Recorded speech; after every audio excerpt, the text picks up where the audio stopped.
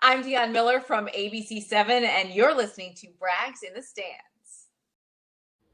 Super Bowl Sunday. Let's go.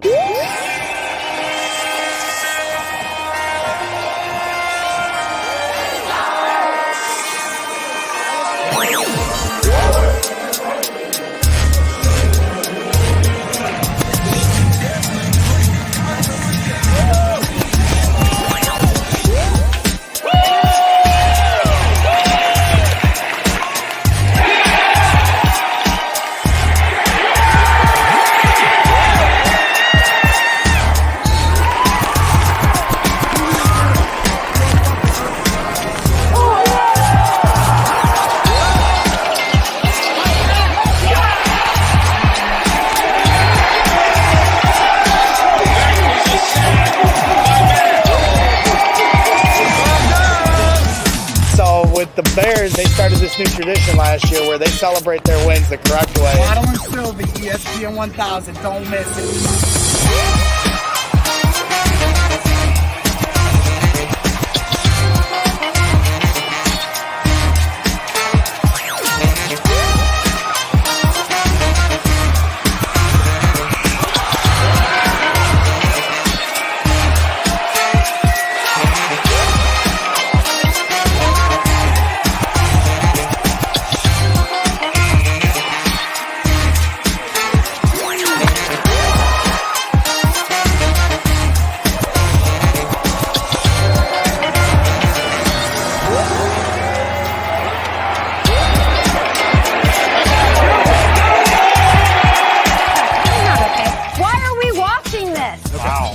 I know what you mean. It's like their own Philly. Okay. Okay, I think what it is. We shouldn't be showing this. Am I crazy? Yogi!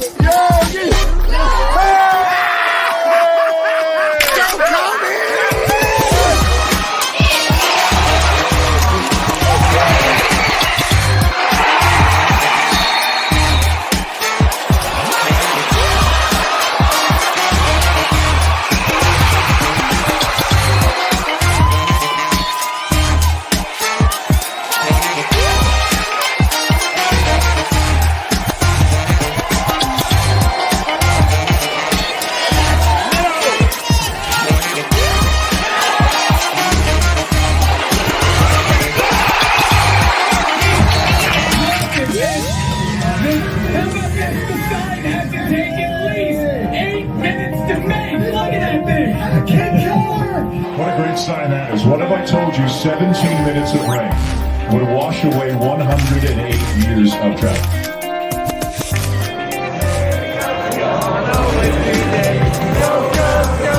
Do you see this team growing into the team that you were in 2005? Great practice, everybody.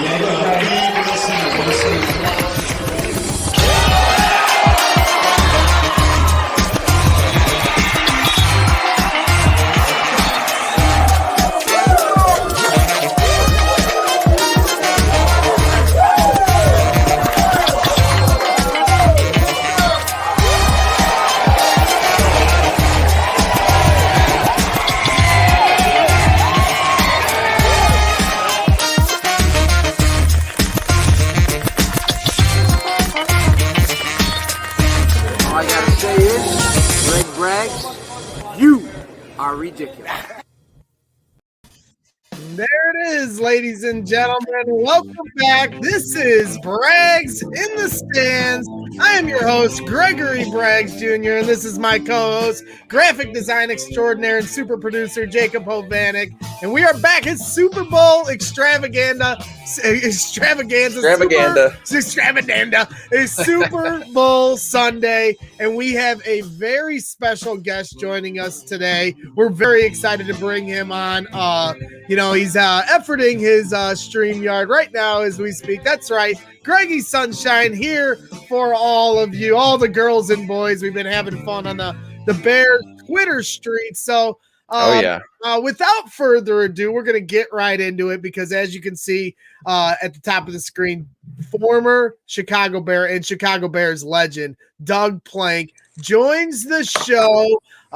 His camera's a little off right now. Are you doing all right over there, Doug? Yeah, you know what? I'm struggling with this thing. If you guys can give me just a few more minutes. Sure. Yeah, we'll give you a second. I can talk all day. So Doug Plank is here with us now. He's hanging out in the backstage, getting his camera situated. And let's set the stage, Jake, because it's a big day today. We got Chiefs and Buccaneers down in Tampa Bay. Our guy Johnny B is our official Super Bowl correspondents. Johnny B and Abby are down there right now as we speak, getting ready to pull up. The gates are getting ready to open. So last year, this was Johnny B and all his Super Bowl glory down in Miami as they beat the 49ers, and now he's back at the Super Bowl to get his second one, as spoiled as he can be. So he's going to join us here in a little bit. He's going to give away some picks, possibly. I still have his stuff queued up from last week, so he'll be joining us in a little bit. But for now,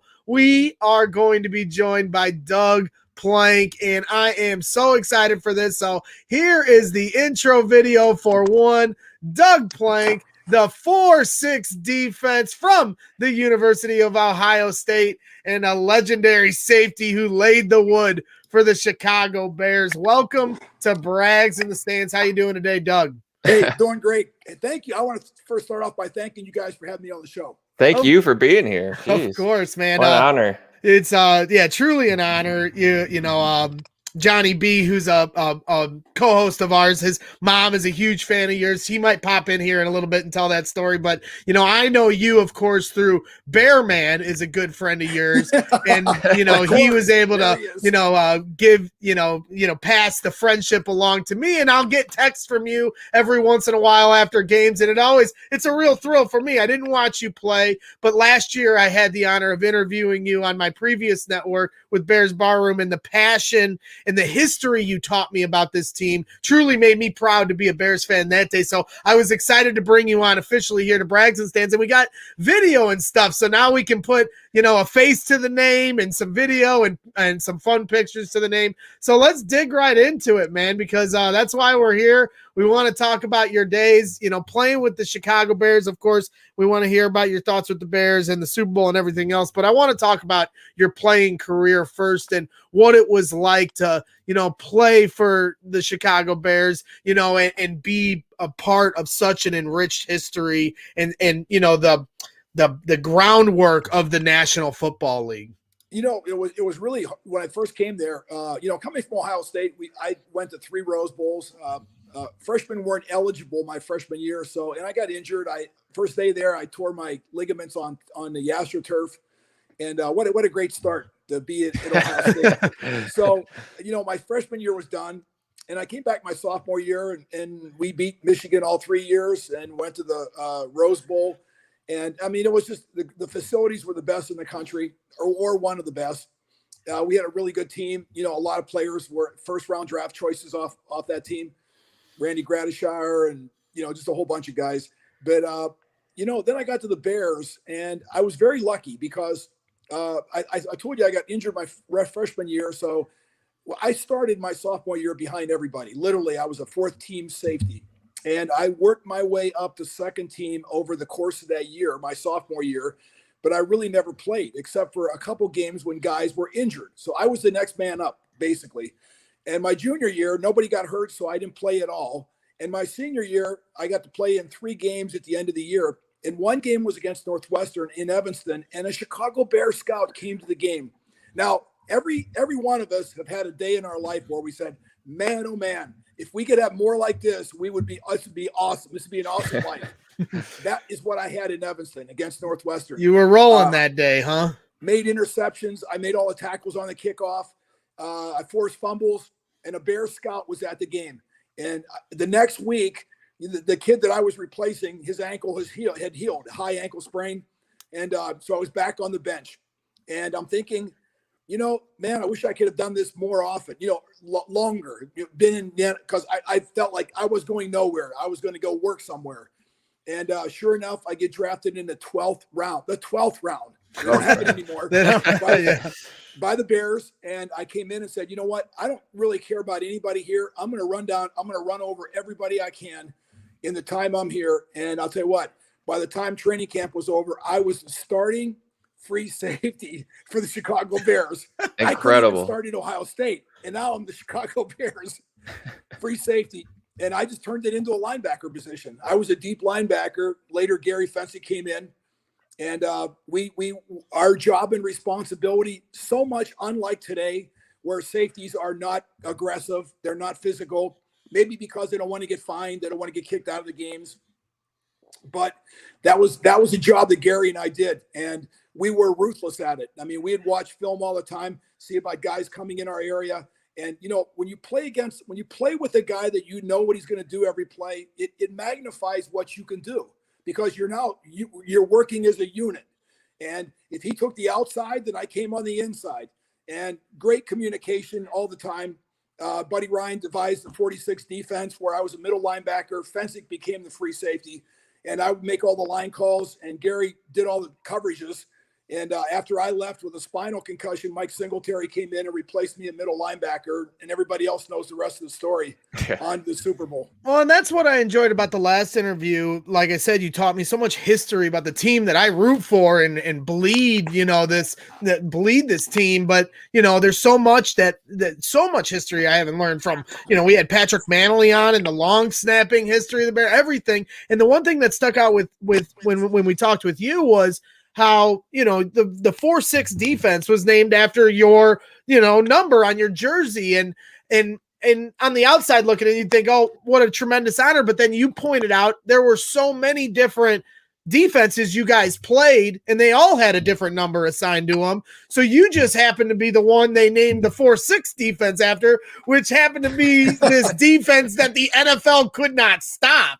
So no, what was that? Buddy Ryan never called you by your name. You were either a number or you were an adjective, and it wasn't a very complimentary adjective. It was usually something like dumb donkey. You can imagine what donkey was interpreted as. Sure. And so Buddy would go through, even when he graded film, he would roll off numbers like 46, 25, 38. Good job. 76, 25. Dumb donkey. And then he would go through another list and say, you guys blew your mind. So there was three things. Either you were a dumb donkey, you blew your mind, or you didn't know what you were doing. And, it was a hard skill to try to figure out what he was trying to tell you, what the word was.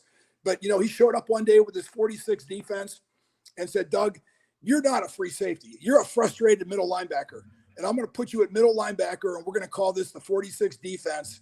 And he circled my number, and nobody really thought much of it because, it was like many other defenses or schemes, blitzes, coverages.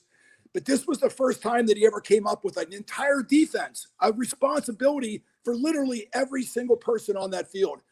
And the first game we really used it full time was against the Chargers. Dan Fouts, the highest scoring offense, most productive in the league. And we beat the Chargers, and they had no idea what we were doing. I'll tell you what, we covered all the offensive linemen, so nobody could come and block me. And the same thing was true for Mike Singletary when he came in. He had free run to the running back and the quarterback, and we attacked. So everything we did was attack and read while you're attacking. No more of that sit back, see what's going on, and then react. No, the reacting was done. We were attack. Well, you certainly incredible. As you're saying attack, they are literally, you guys are just mauling players. And, to me, it's just what an honor for you to be named after. Then all of a sudden this defense becomes so unstoppable all the way to the 85 Super Bowl, and it literally was like a cheat code of the NFL, and to me, it's just cool. Like I said, to be able to understand that kind of stuff. And like I pointed out, now Bear Man, you got all these years later, yes. He still honors the 46 every day out in the stands. He's awesome. Every game I do broadcasting for a national radio company, Sports USA, and every Bear game I go to, I look Bear Man up, and I go thank him for his efforts and his job at the stadium. And he does an unbelievable job. He does. And you know what? I feel like the whole 46 defense, it was like the age of the dinosaurs. It's never going to come back. It was here once, and it's never going to be here again. So you better go back and watch the videos, the films, and enjoy it for what it was, because no defense in the NFL from this point forward is going to tear offenses apart like the 46 defense. No, you're certainly right there. So, maybe dig in a little deeper into, I know you said it was the defensive mindset was to attack, but how were you able to know that you could put your body on the line like that and have that no regard, and just kind of like you said, I think one of the best quotes you said was like hitting a lineman was like hitting an ice cream truck going 100 miles an hour. Like, how were you able to just kind of put that out of your mind and run through these people? You have a thing called survival instinct. And each one of us, when something is coming at us like a car or a truck or we're on the highway, we have a tendency to blink. And you can condition yourself over a period of time to block all the pain and all the fear out of your mind, so that no matter what happens, that you're going to go forward and never slow down.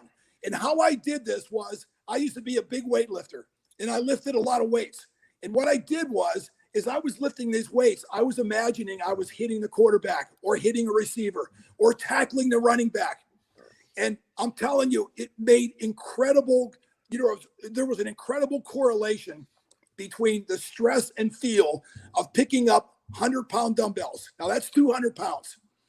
I challenge any defensive back or linebacker. I used to do, when I would do about 13 or 14 of those without any kind of grip on my hand.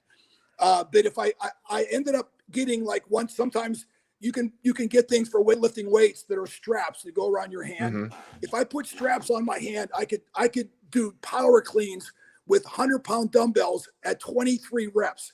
I challenge any defensive safety back, linebacker in the league to be able to power clean 23 times to 100-pound dumbbells. Here's why I did it.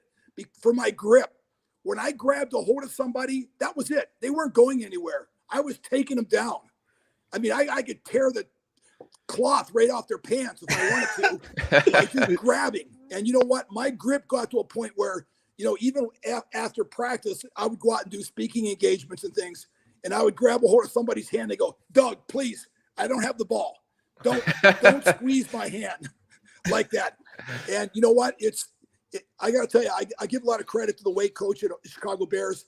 They made me a different player. I lifted weights all the time. I became super strong, one of the strongest guys on the team. And I wasn't afraid. I would say that was my biggest asset. No fear. I could run at something and don't slow down. And that's a testament to you just the same, because the strength coach can give you all, every right thing to do in the book, but you also had the drive and the will to step in there. And maybe that stemmed from, hey, I never started in college and here I am, and I'm going to make sure that everybody knows I belong here. It's amazing, because I would have friends from Ohio State's football team. When I was there my first year, they go, "Doug, you're starting for the Chicago Bears. You couldn't even start for Ohio State Buckeyes. What's going on?" I said, "You know what? Somebody gave me a chance." I played behind a first-round draft pick, Tim Fox. Played 15 years in the league, first-round draft pick from the New England Patriots. You know what? This guy could catch a ball, run 5 steps, and do a complete flip in the air and keep running. I couldn't do that.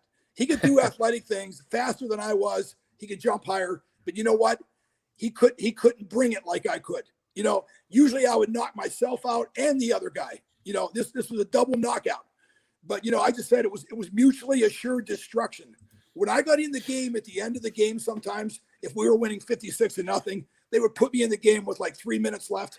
I managed to knock myself out quite a few of those games because you know what? I took every play serious. I was looking up linemen, guards, tackles, even running backs. I was going to run over them. And with only, 2 or 3 minutes left in the game, man, you're running around, like a coyote looking for a dead rabbit. And that was me. You That's got the incredible. best. He's got the best analogies. Oh, Truly, yeah. he had the last interview. It was like 10 sound bites. I was like in love with, And Doug, when I see this picture and the way you point out how, you were told, hey, you're not a linebacker, you're a safety. And then all these years later, the evolution of the NFL. Yes. Then you have Brian Urlacher, who does the reverse of what you do for the same franchise. He was a safety that moves to linebacker. Did you identify at all with how the way Brian Urlacher played the game? It's funny you mentioned his name. I was the first Chicago Bear rookie in history. The place is like 300 years old. In the first year to ever lead the team in tackles as a rookie from the free safety position. Now, let me tell you who the second guy was. Brian Urlacher. Every time he played, I loved watching him because, he was athletic. He was a former safety. Buddy in the 46 defense said, no, you're going to be the middle linebacker, Doug. You can play free safety for first and second down, but then we're bringing you up and you're going to be our middle linebacker for the, second and long or third and long. And so it was unique. And then to watch Brian Urlacher come after I did and basically try to do a lot of the same stuff. He didn't play safety as I did, but the reality was I give a lot of credit to Buddy Ryan because he was a guy that didn't care about anything, including the head coach, whether it was Neil Armstrong or Mike Ditka. These two guys used to fight every single day.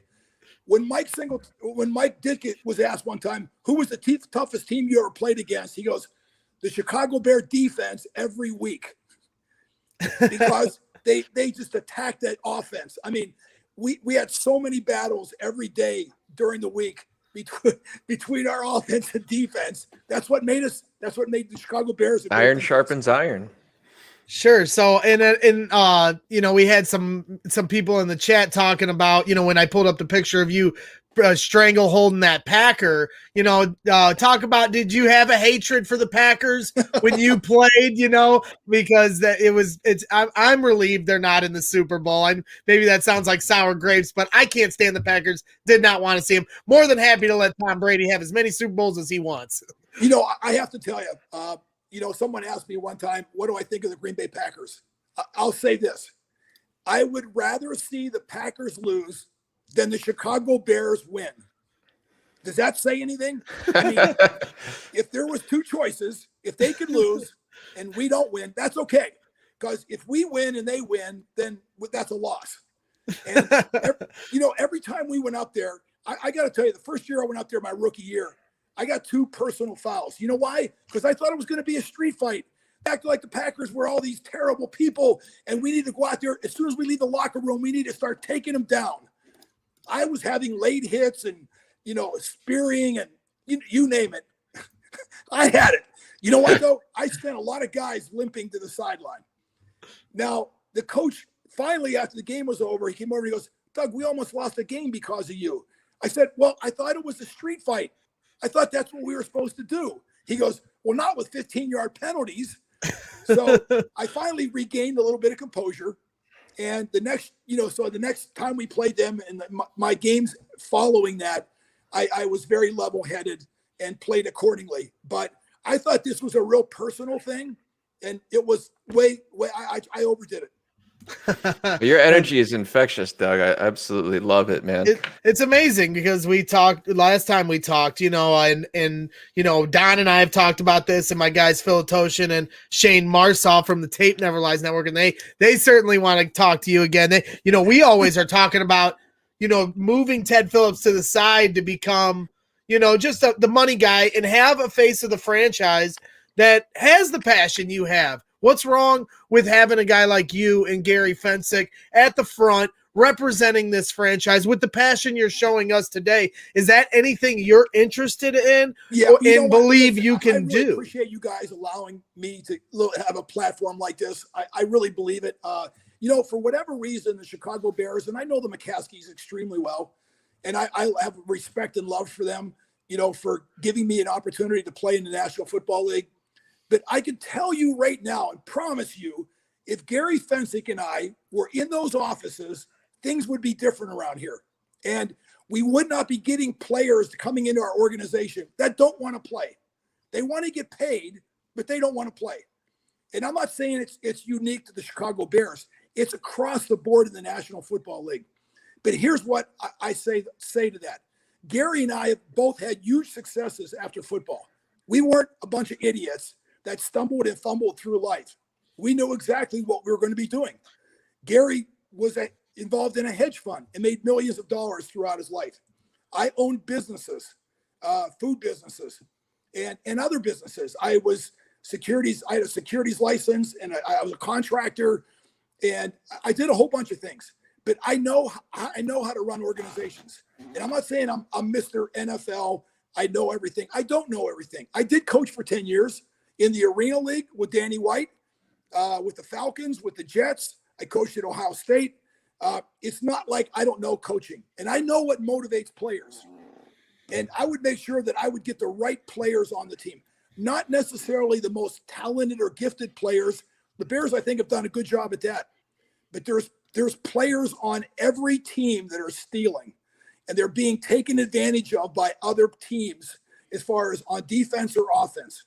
When we used to find a weak link on offense, Buddy Ryan would call him Susie, and we're looking for Susie.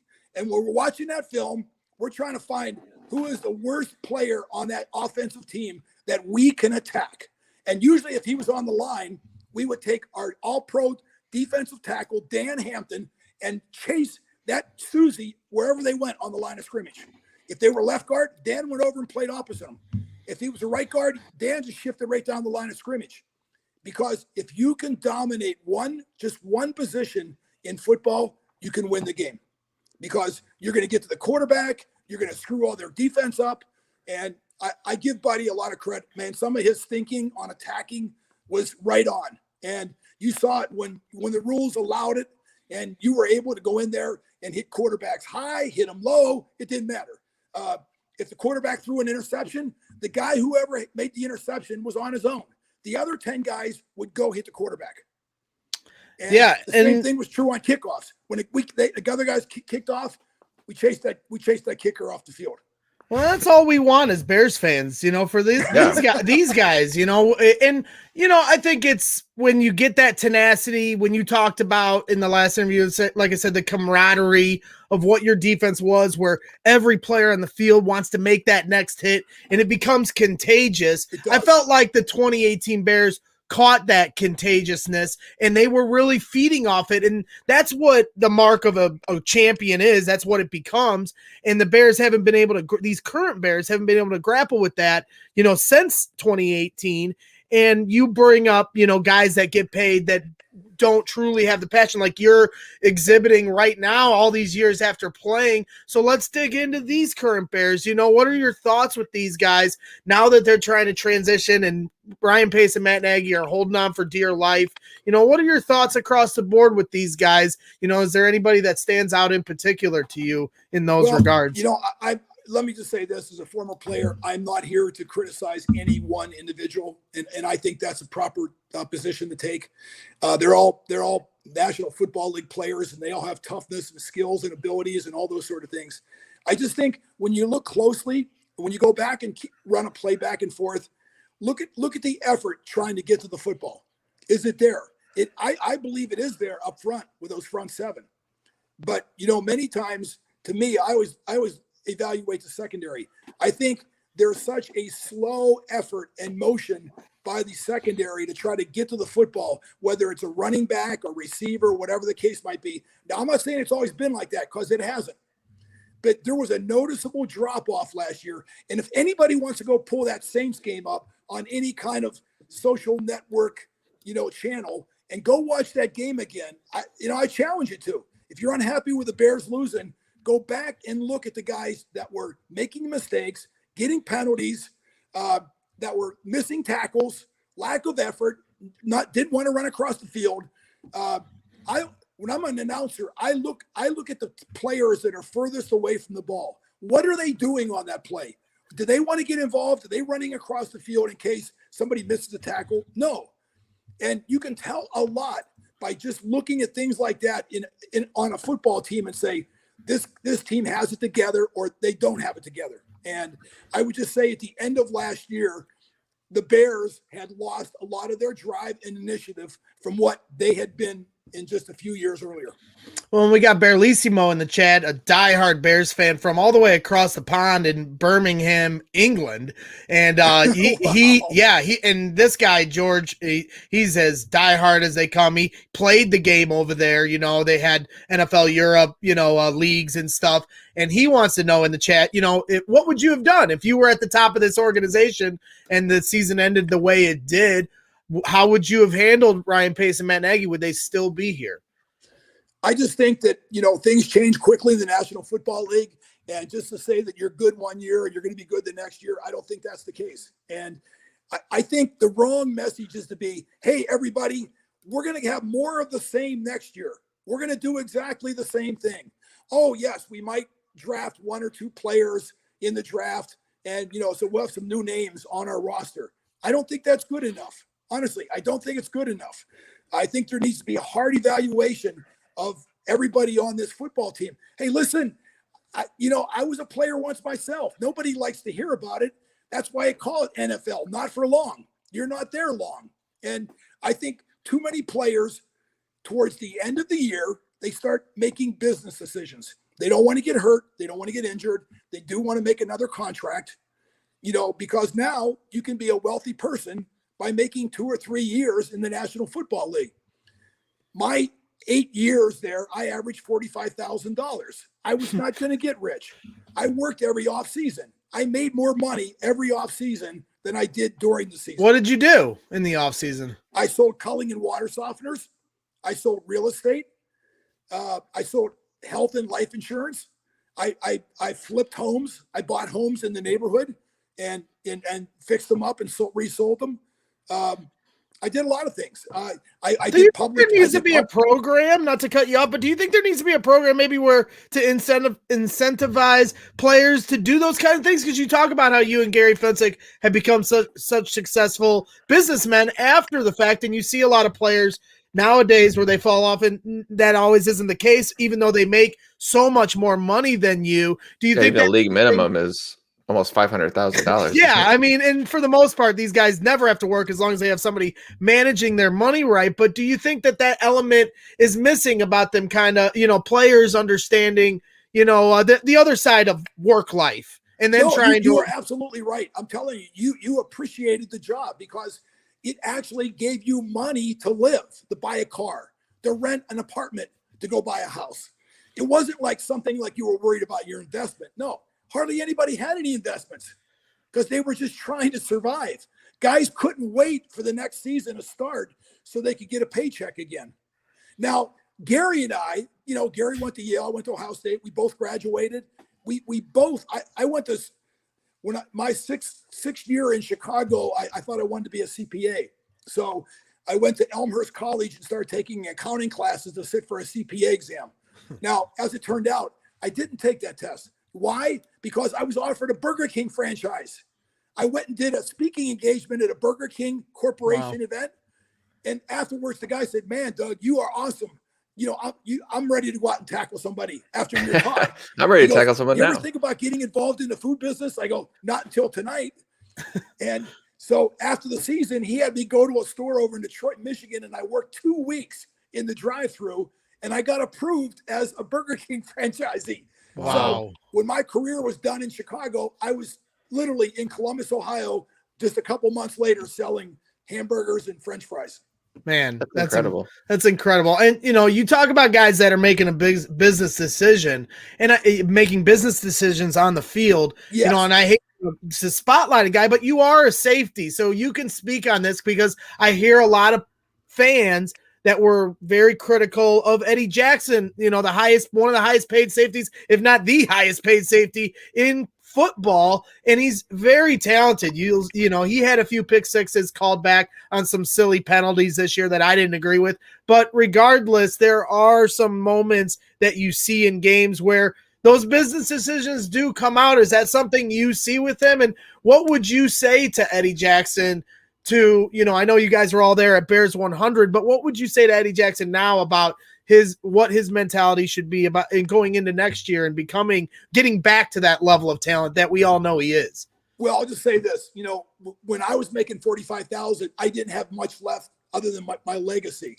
How people will remember me. So I wasn't going off in the horizon, as a wealthy investor in the stock market or anything like that. I would challenge every player to say, you know what, whatever you do right now, it's going to be on video for life, or DVD, or whatever you want to call it. And someone is going to be able to see how you played, not just your first year, but your third, your fourth, your fifth year. Mm-hmm. But I'll say this, there's two kind of players in the National Football League. Those that continue to play with a high intensity, regardless whether they make money or whether they lose money, they are not going to change. They are the same person that walked in there day one after getting drafted or signed by a contract. They will give you everything they've got.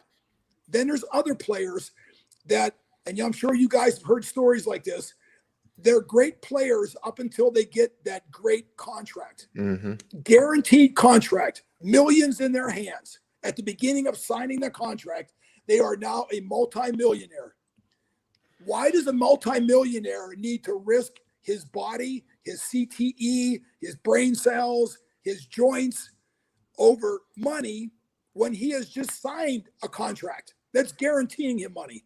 Now, I'm not making a comment about any particular person. This is just humanity in general. That's just the way we are. We get to a point where if we have a safety cushion and we feel like nothing can touch us, why would we want to go out there and expose ourselves to getting 4 joints replaced like I have, having almost 30 concussions like I had? And I'm not talking for myself. Whether you say Gary Fensick or whoever it is, we at that age were all in the same boat, so it didn't matter. But I just feel like I enjoy watching the National Football League, but I like to see great effort across the board. And if I don't see that and the team loses, then I think changes should be made. I agree with you. How do you feel? Like you saw that effort with Vic Fangio. Then it seemed like once Pagano came in, things were a little bit different. Now you have Sean Desai, who was the Bears safeties coach, and you've been very, not so complimentary on the way that the secondary has played of late. And now you have the secondary coach or safeties coach moving into a defensive coordinator role. Do you have faith that he's going to be able to kind of get them back to that aggressiveness and that tenacity that Vic had these guys running on 2 seasons ago? Yeah, you know what? In the information that I'm getting back from just people that know him say he's a very much a student, a disciple of Vic Fangio, and he plans on running the same type of a defense. If he can do that and he can twist and turn this secondary around and get them playing like they were before. Let me just say this though first. Even though they get interceptions and fumbles and things like that, I have to tell you that almost every one of those plays is started on the defensive line. It's because of a tackle or an end or a linebacker that caused pressure on the quarterback. Now, I think the Chicago Bears front seven is very impressive, very impressive. And I think, they're a very, very good football team. I think they got a great attitude. I think they're going to continue to play at a very high level.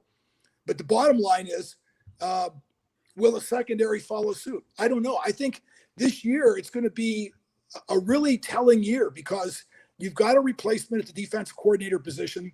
And that person, when he is in that room, he undoubtedly expresses his feelings to those players and says, either I'm happy with what you're doing or this is despicable behavior and I just won't accept this.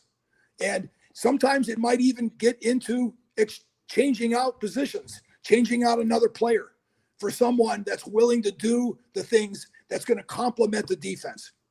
But when you're causing penalties and you're jumping off sides and you're breaking down on your coverage and your lack of effort is evident every single play, then I think a change has to be made.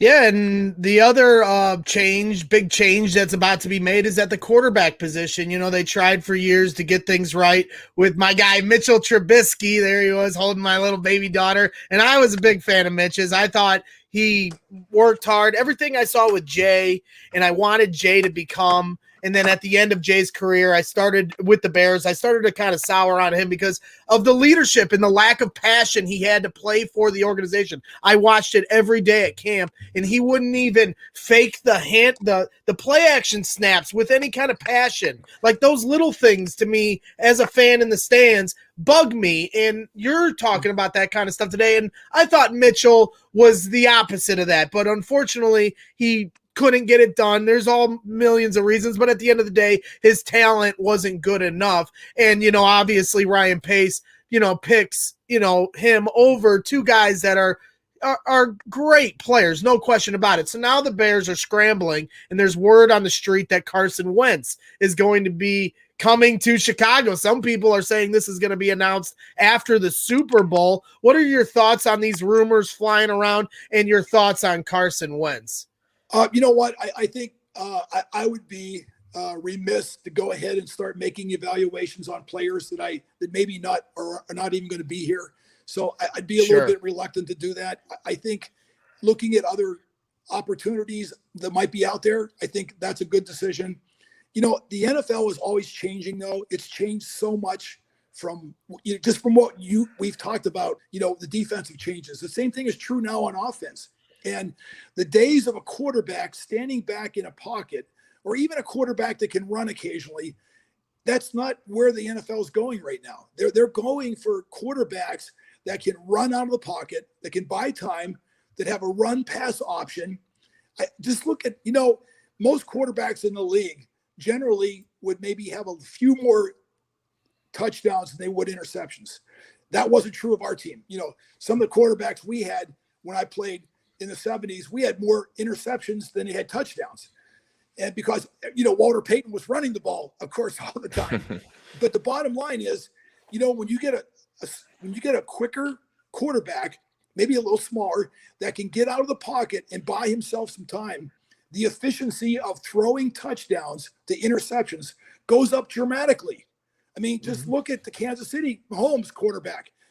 His efficiency in terms of touchdowns versus interceptions, I think it's like 6-1.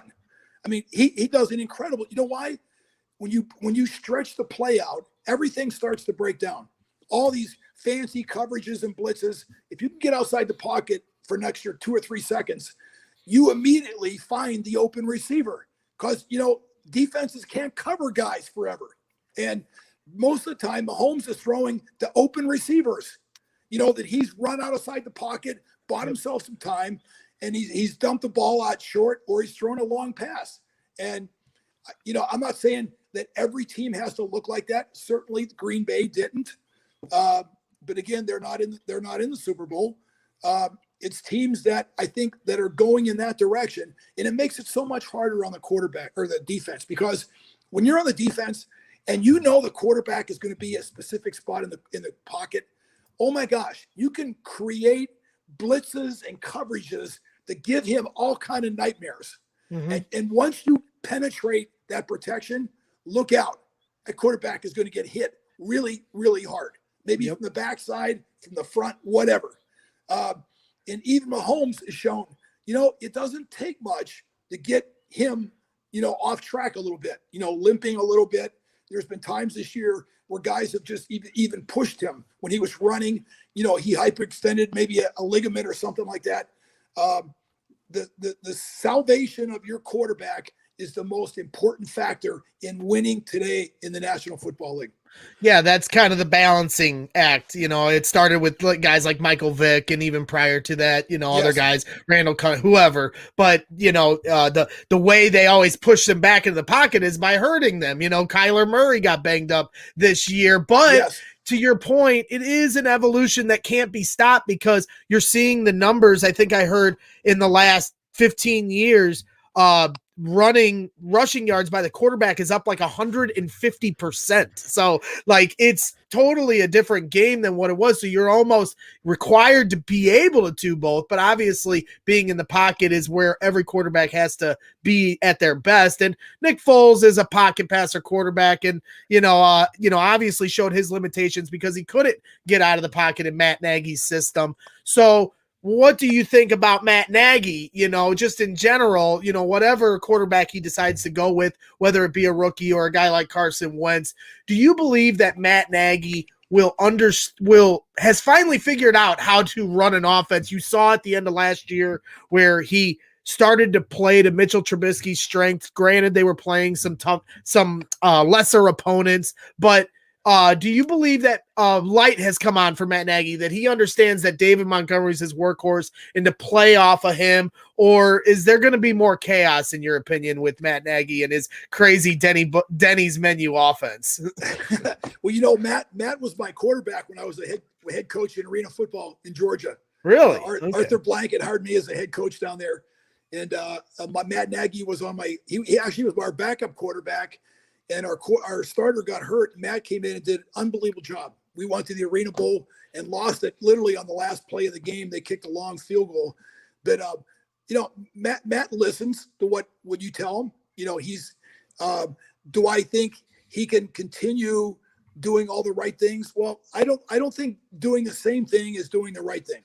And you go back and you look at that first year success. I want you guys to think about this. In the National Football League, if you have a bad record, like the Bears did several years ago before Matt Nagy came in, you don't get the toughest schedule. You get the schedule of other teams replicating your record. So you're not playing the best in the National Football League. You play your division, and then you play the teams that finish the other games pretty much close to where you were. Yeah. So that first year was like a fairy tale year. They were playing against teams that had lost the year before, other than their division. And even most of their teams in the division lost. So they had a really good record that year. And, it didn't end very well for them. But then all of a sudden, so they got this winning record now. And they go into year 2, things changed.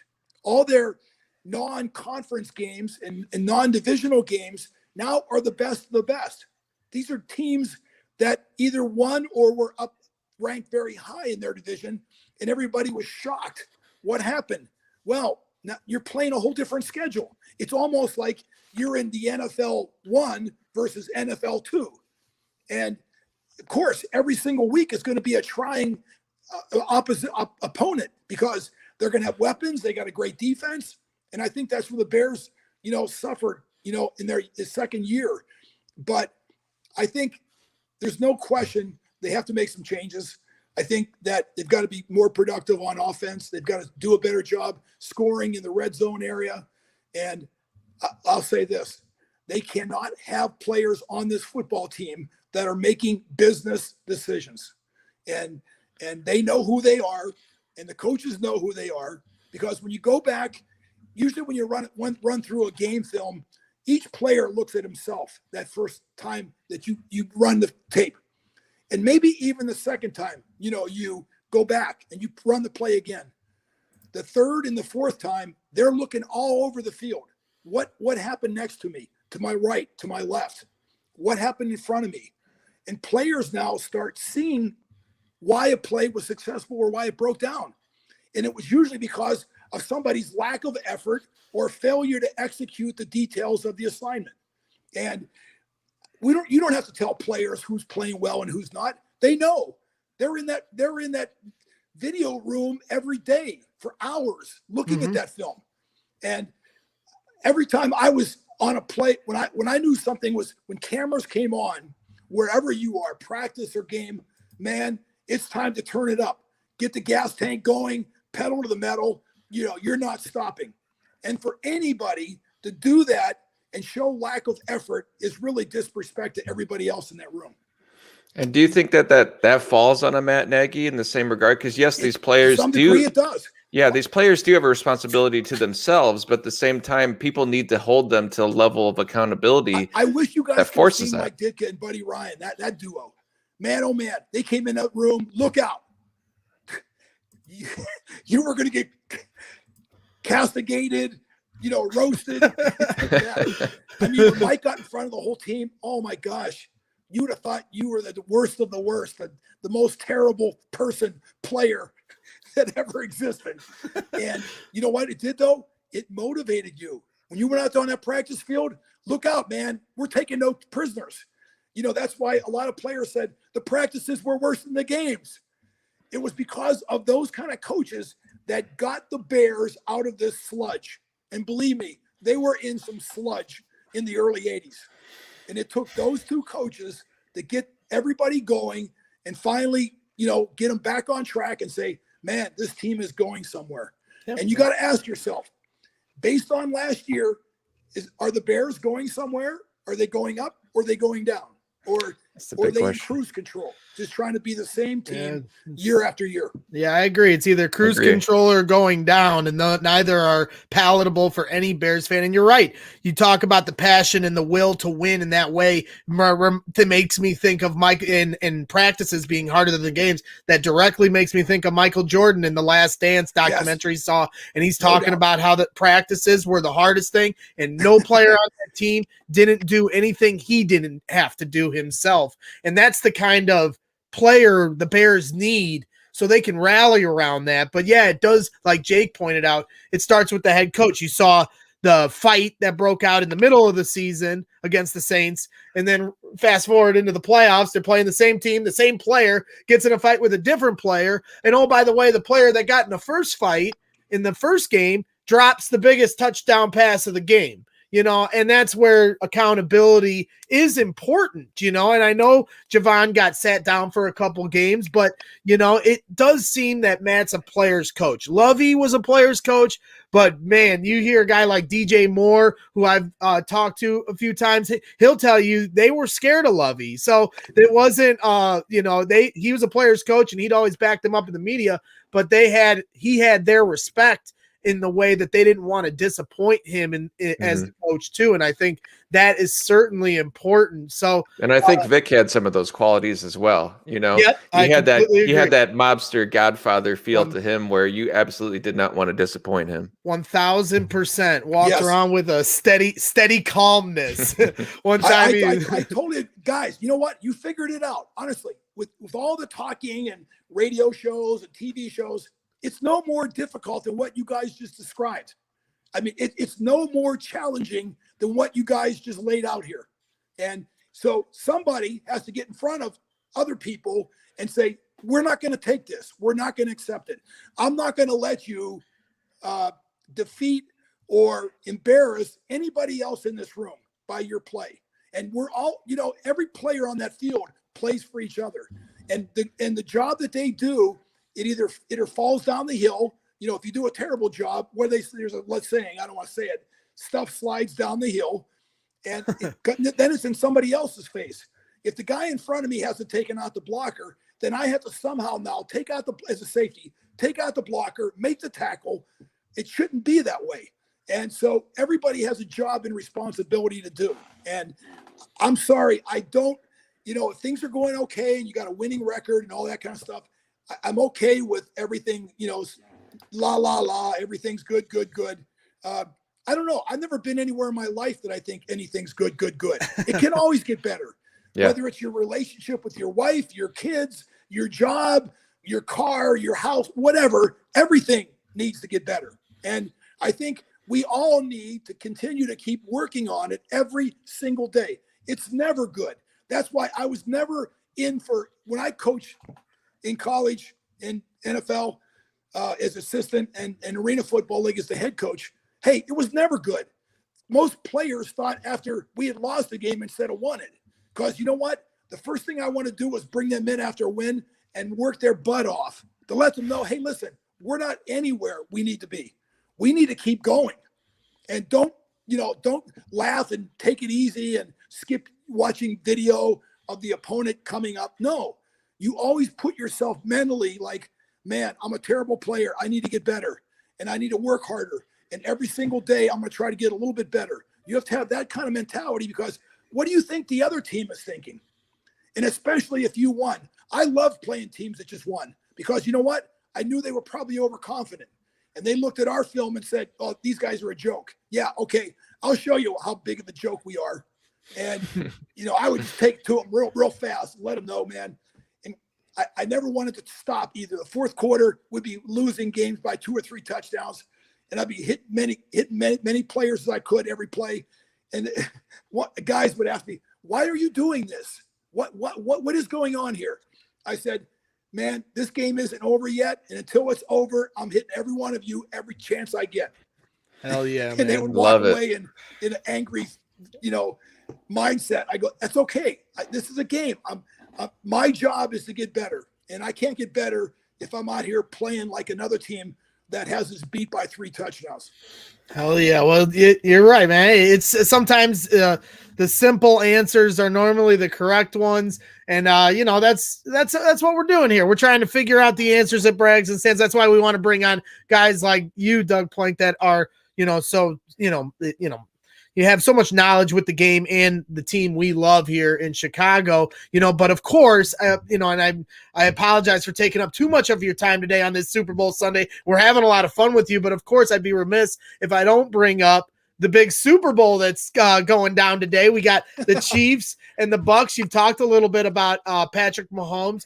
What are your thoughts here with this matchup? Tom Brady playing in his home stadium, a Tampa Bay Buccaneers get the home field advantage, and kickoffs a few hours away. Tom Brady's in his 10th Super Bowl. What are your thoughts here? You know what? I ran it in my exploits as an announcer. Of course, I go to all these different NFL games. And I came across Tom Brady more than once, but the last time I saw him was down in Tennessee, a Titan game. The Patriots were there, and he's really a nice guy. You forget he has no life though. And what do I mean by that? He can't do anything without a camera in his face. He was walking the field before the game, and I was down there also, and I just turned around and I saw he was like 5 feet away from me. So I went over and just said, "Hi, Tom. Doug Plank, I played for Ohio State." He goes, "Why did you play for Ohio State?" I said, "Because we beat Michigan 3 times in a row. That's why I went to Ohio State. We went to 3 Rose Bowls." I said, "You have any advice why I shouldn't have went there?" And he just laughed. But I think that it's going to be, a very interesting game. I think Tampa has a very athletic, quick defensive line. I truly believe they're going to give Kansas City some challenges. Their quarterback obviously is the key to their whole offense. Throwing, running, setting. He sets everybody up. I mean, he attracts a crowd. So he sets all these plays up because of things that he could do. But I think this is one front that's going to give him some problems. As Tampa has some guys there that are very athletic, tall, long range. They got long reach. They got, their offense has improved dramatically, from receivers that they picked up. Obviously, Tom Brady is the guy pulling the shots on that. But, everything in life, in football especially, comes down to turnovers. And I think, things that happen good or bad to you during that game, you got to be able to take those turnovers and convert them into touchdowns. And I think Tampa has done a great job this year. I think they turned 8 turnovers into 6 touchdowns, recently here in the playoffs. So they've done a good job at that. Kansas City it appears to be the quicker, faster team. I think they've got more athletic players at the receiver and quarterback position than Tom. But Tom's a great organizer. I mean, he directs traffic out there. I think how he's been able to throw the long ball lately has been fantastic. And here's the other thing. The NFL has changed these last few years. More and more rules are going the offense's way. So it's in your best interest to throw the football down the field long and hope for the results. Because generally, you're going to get a call from the refs that are going to be favorable to the offense. So if I was Tom Brady and those receivers, I would try stretching his defense as fast and as far as I could from the very beginning of the game. And, just try to make a big play either by yourself or with the help of the officials. You've kind of got that Tom Brady gene where you don't age. You could go out there, and play safety for the Bears right now and fill the hole. And the Tom is like 45 years old and it looks like he's going to play another 5 more years. I see a lot of similarities between the two of you guys. No, Tom Brady, honestly, he eats well. He eats a lot better than I do. I ran fast food restaurants for 30 years. So obviously I've consumed more things that I probably shouldn't have, French fries and all those sort of things. But you know what? I do 200 sit-ups a day. I still have weights. I still have 85-pound dumbbells that I lift. I challenge this. You know, when I was playing with the Bears, I used to work out with 100-pound dumbbells. That's 200 pounds getting picked up off the ground. That's not the hardest part. The hardest part is grabbing a hold of a 100-pound dumbbell and bringing it up to your chest without it flying out of your hand, because 100 pounds is incredibly heavy. And I would challenge any defensive back, linebacker, whatever, to do power cleans with 100-pound dumbbells. I did it just because when I grabbed a hold of somebody, that was it. They went down. They usually went down, or I tore their shirt off. But, you know, it was definitely a saving grace in many times in desperation tackles. I don't think they make a lot of Doug Planks anymore, to be honest with you. So I don't think they can hold a candle to you. But I mean, we could use 11 Doug Planks on defense any year. Nope. You know, here's what I wish. I wish maybe they would even hire me once a week to come up there and just talk to their team after looking at the video. And because, you know, I think that's all part of it. You can't congratulate somebody that has just done a terrible job on the game. I mean, I'm sorry, you can't. I don't believe in that process. You don't put good on top of bad. You have to call it out. You have to show it for what it is. Because I keep going back to the same line. Football is a game of links, and you're always looking for the weakest link. And the weakest link can bring you down. It can bring a whole team down. Can it save a team? Yeah. You know, a really strong link can. But I think the goal of every coach should be to look at the offense, the defense, and special teams and say, where is our weakest link? Because the other team is going to do that also. If you have a bad defensive back that can't cover, he's always out of position, you're going to get routes run down there. If you get a guy that can't rush the quarterback, then the quarterback is going to hang out on that side. But, you know, it's like until you get your weakest link fixed, you're never going to have a good football team. See, you're 100% right. Agree. And you talk about going to camp and exhibiting that. And it's funny because we were talking about, you know, these players understanding like work life and how they can apply that to their football life. I'm a bricklayer. I go out and lay the bricks every day when it's not negative 16 degrees outside. And I've always wanted to go to Hallis Hall while they're practicing, set up on the side and build a wall while they are working so they can see, bring out a couple laborers and show them what it takes because to me, building a wall is the same way you build a team. When you build a house, you start with the foundation and it's brick by brick. I'll hear players talk about brick by brick all the time when they're building their careers up. Yes. But if they truly understood what brick by brick meant, and I do, laying them bricks every day, it's the same thing. It's the same mindset, that consistency and teamwork, and you're only as strong as your weakest link. You pick up your laborers when they don't know what they're doing. You help your boss out when he can't do something out. That's how a team works. That's how you build a house. And I'm passionate about that kind of stuff. I don't know. I never played a down of football in my life, but I know that that's the recipe to win. You know, when I was coaching Matt Nagy down in Georgia, I told him a story. I said, all you guys, and we didn't play particularly well the game before. And I go, you don't understand how lucky you are. You're playing a game. It's fun. It's a kid's sport. It's football. And I said, you guys act like it's some terrible job and the load on top of me, my back is heavy. I said, the next time you come to work, I want you to look at the other person driving in the cars next to you. Are they smiling or are they frowning? I said, you're not going to find one person smiling because you know what? They're going to some lousy, terrible jobs, things that are hard work, you know, by themselves, dirty, filthy, whatever, working with despicable people. Nobody even knows what they do. I said, you got to remember every single day and tell yourself, I'm the luckiest man in the world. I got the greatest job in the world. And I don't want to blow it. I want to do everything I can. I want to stay afterwards. I want to lift weights. I want to train. I want to look at video. I want to review my notebook for the upcoming team. All those little things. Only one thing could make a change in a game. You know, something you see in a game plan might swing the whole game. So why wouldn't you go ahead and pay attention to that? I said, instead of feeling sorry for yourself.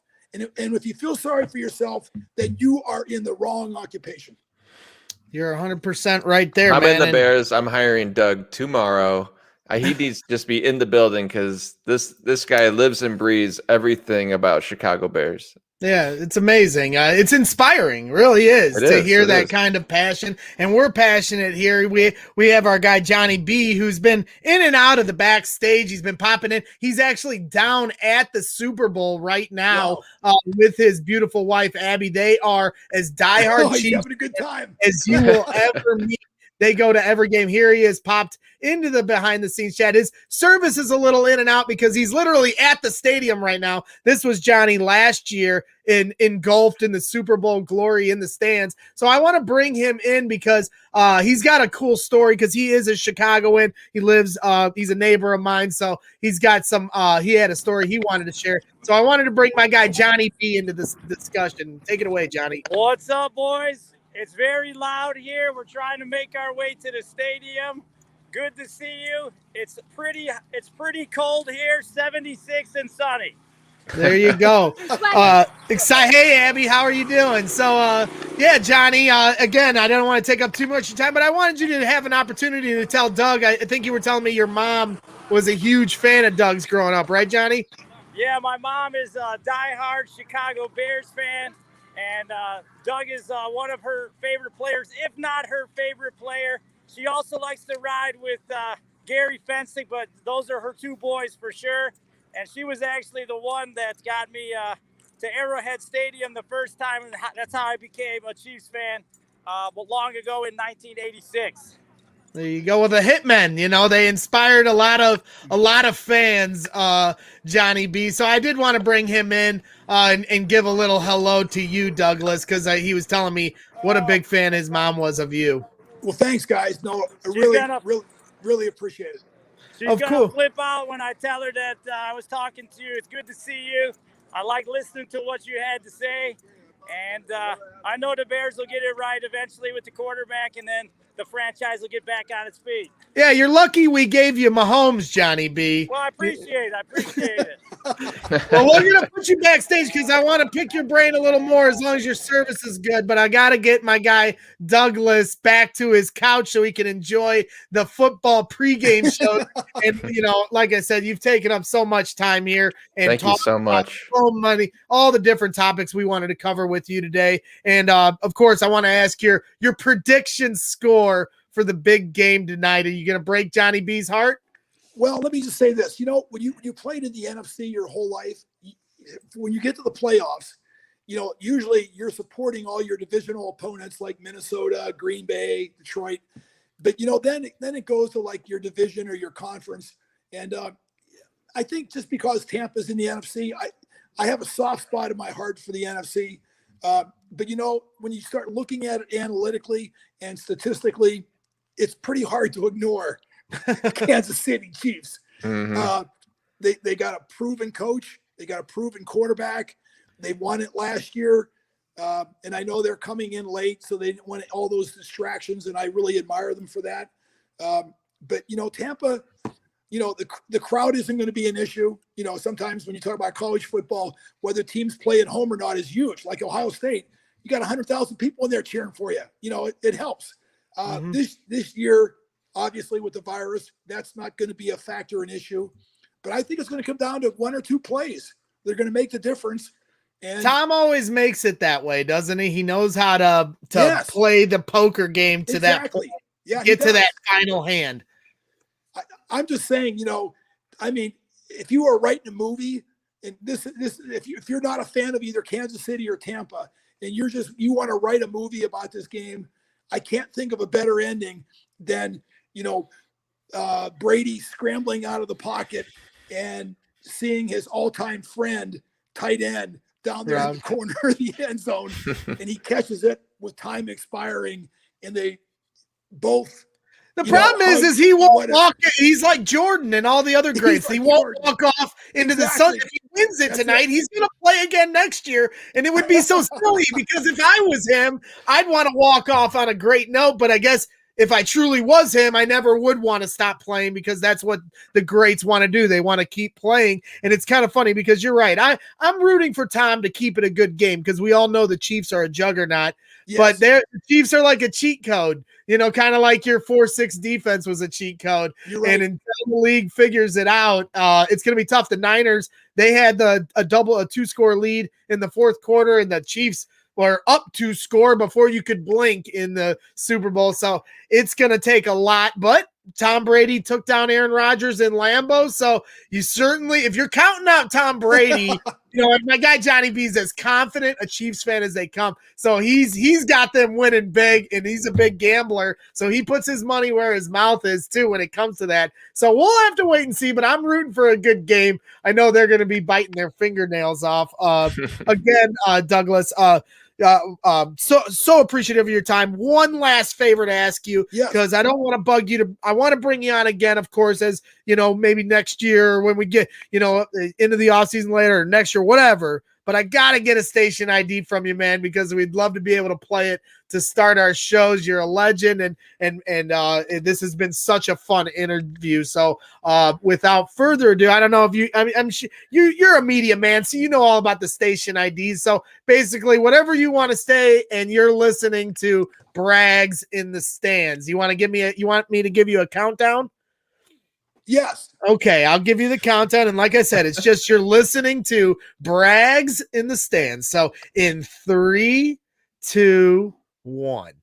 You are listening to Brags in the Stands. And if you want the truth, you're going to hear it here. All right, time out. I want you to say your name. This is Doug Plank, okay. 480. I didn't want to write your words for you. That's okay. Forgive me, but I got to give you a take two. So in 3, 2, 1. This is Doug Plank, former Chicago Bear. You're listening to Brags in the Stands.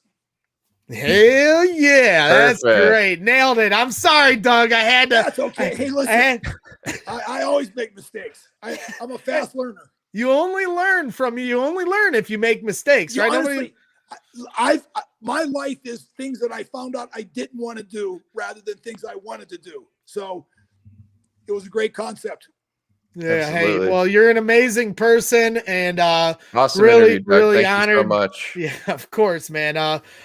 This has been a lot of fun today, and it's been really cool to get to know you here in the last couple of years. As I said, you're a really good friend of Don Wachters, and he's introduced me to you. There you are, young Doug Plank, hanging out with Bear Man. He sent me some of these pictures, and I love Don. Don and Paul are the two most diehard Bears fans in the world, and I'm very sad for Don that he wasn't able to go to any games this year, but that doesn't mean his record of 40 years of going to games. Him and Paul haven't missed a home game in 40 years. I'm looking forward to them reclaiming that streak as next year goes, but I'm grateful that he introduced us to you, and we've been able to learn so much about the history of this franchise that we truly love.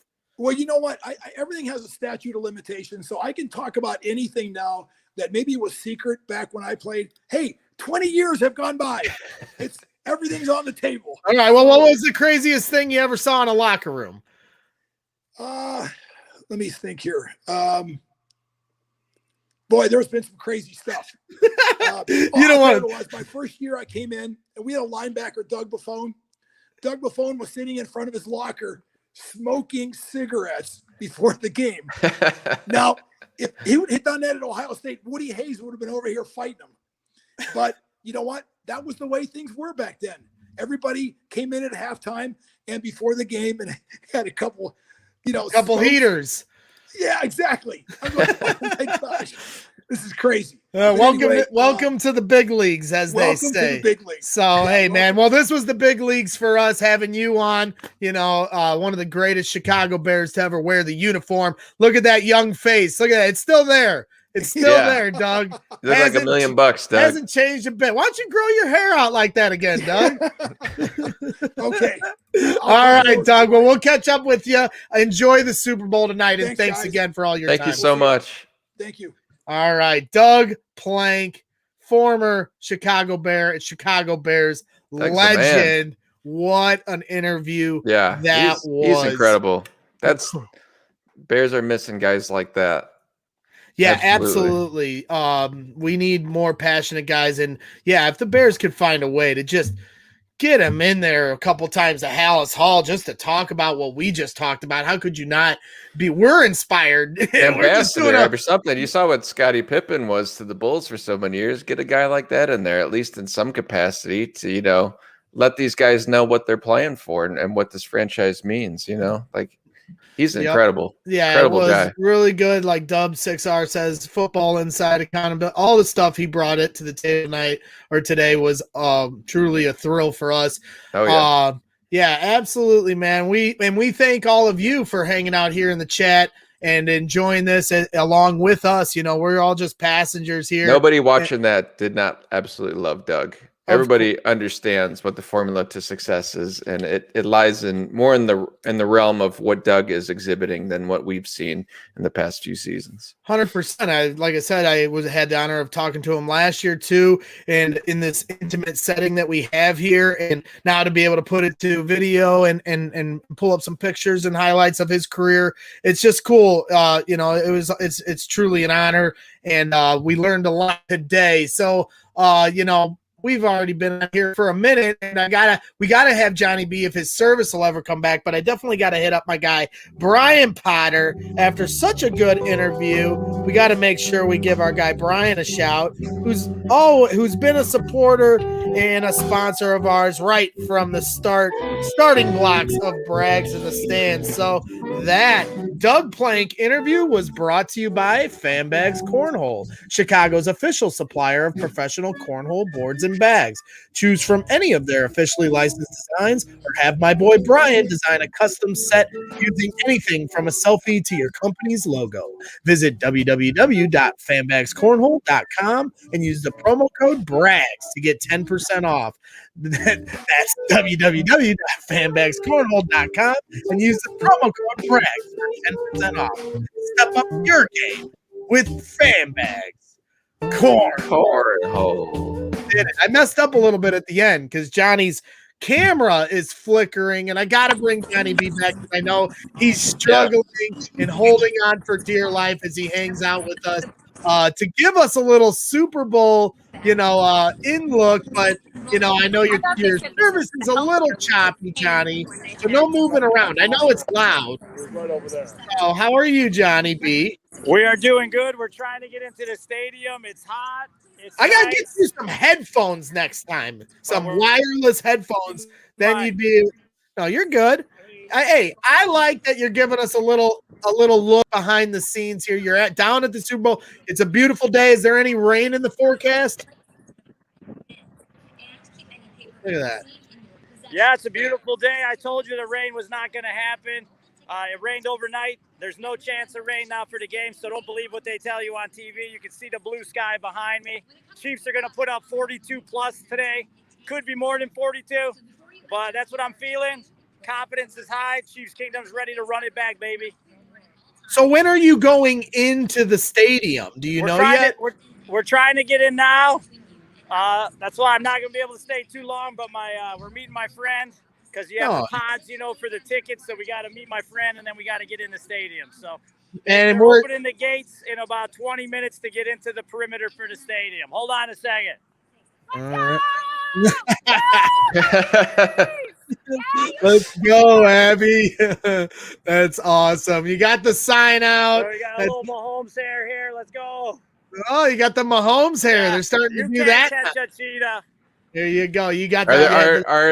Are Chiefs fans dominating the stadium so far, Johnny? I wouldn't say dominating, but we'll see who the pretenders are once we get in the stadium. You know what I'm saying? There's a lot of just hanging out. A lot of people here just hanging out. Of more Chiefs fans will come to fruition inside the stadium. We'll see. We'll see. It's home field advantage. This is the first time this has ever happened in Super Bowl history. Of course, Tom Brady's the one that gets it. And you would think in a normal year where that would happen, that it would be predominantly the home team's fans, but no fans are promised tickets. Even if you're a season ticket holder of the Bucs, it's not like then they get to get the Super Bowl tickets. It's whoever wants to pay the most. So I believe it's going to be more Chiefs fans. I think you. to Super Bowl 55. Yeah, we'll see. There's definitely more Bucs fans around than I thought. I didn't even know there was as many Bucs fans, to be honest. They're non-existent on Twitter, so I think that might be the Brady factor. Maybe they might have a Boston accent, but we'll see what happens. I like my 42, but I got to let you guys go. I got to meet my friend, and we got to get into the stadium. All right, Johnny, before you go, if you're playing DFS lineup today, who are your must-have Chiefs? You can't hear you. Hold on. You can't hear me. Hey, Johnny B. Guys. All right, we'll let him ride. Damn, I got to set a DFS lineup. I wanted to hear it. What do you got to say? I guarantee if you text him, he'll send you one his way. Doug Plank just called me. Did he? Make sure everything's okay. I'll call him back. You're gonna call back Doug? Yeah, I'm gonna call back Doug while we're on. We're on the air. Called me. So, what's up, Doug? How you doing? Of course, man. You're welcome. We're still rocking and rolling here, but I wanted to make sure everything was okay. You called me. When Doug Plank calls, you answer the phone.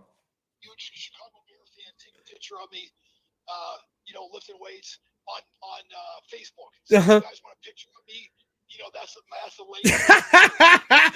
weight. I know Bearman's shared that picture of you still lifting weights, and I thought about bringing it, but I thought it would have been weird of me to pull that picture, and then we started talking about how you lift weights, and then I was like, missed opportunity. So, I tried, but Doug, again, we'll get it up. We'll get it up next time, just to show it for fun.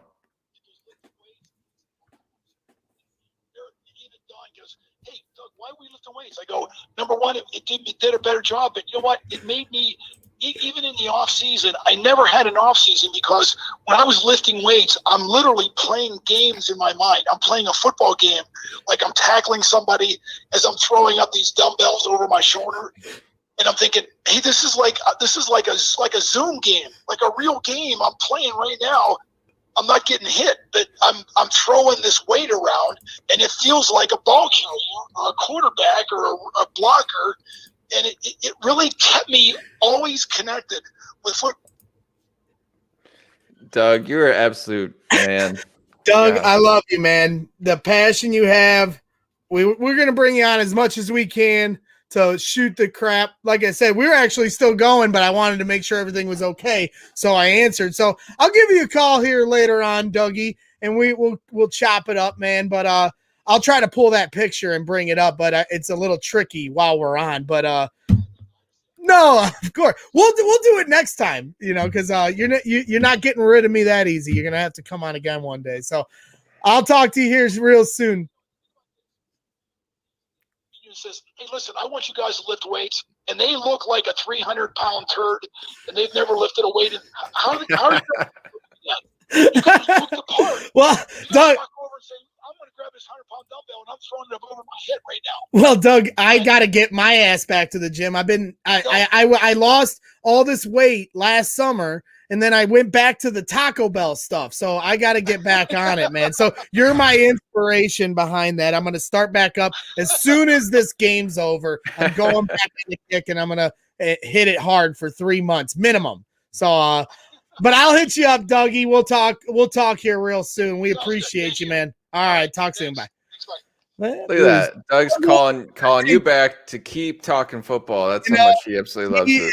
Amazing. He really is. Yeah, he's an incredible guy. He is hilarious. I don't know how Doug's in his early 60s, early 60s maybe. But he's got like 10 times the energy I've ever had in my whole life. Like I'm so envious of that. Well, and I knew like him and Johnny B, like kindred spirits with that, forceful energy. He got to exude it on the football field. Johnny B puts it into his, all the amazing things he does, duck races and his calls and everything else. So we know all about the hardcore passion, but yeah, it's contagious. That kind of energy. It is absolutely.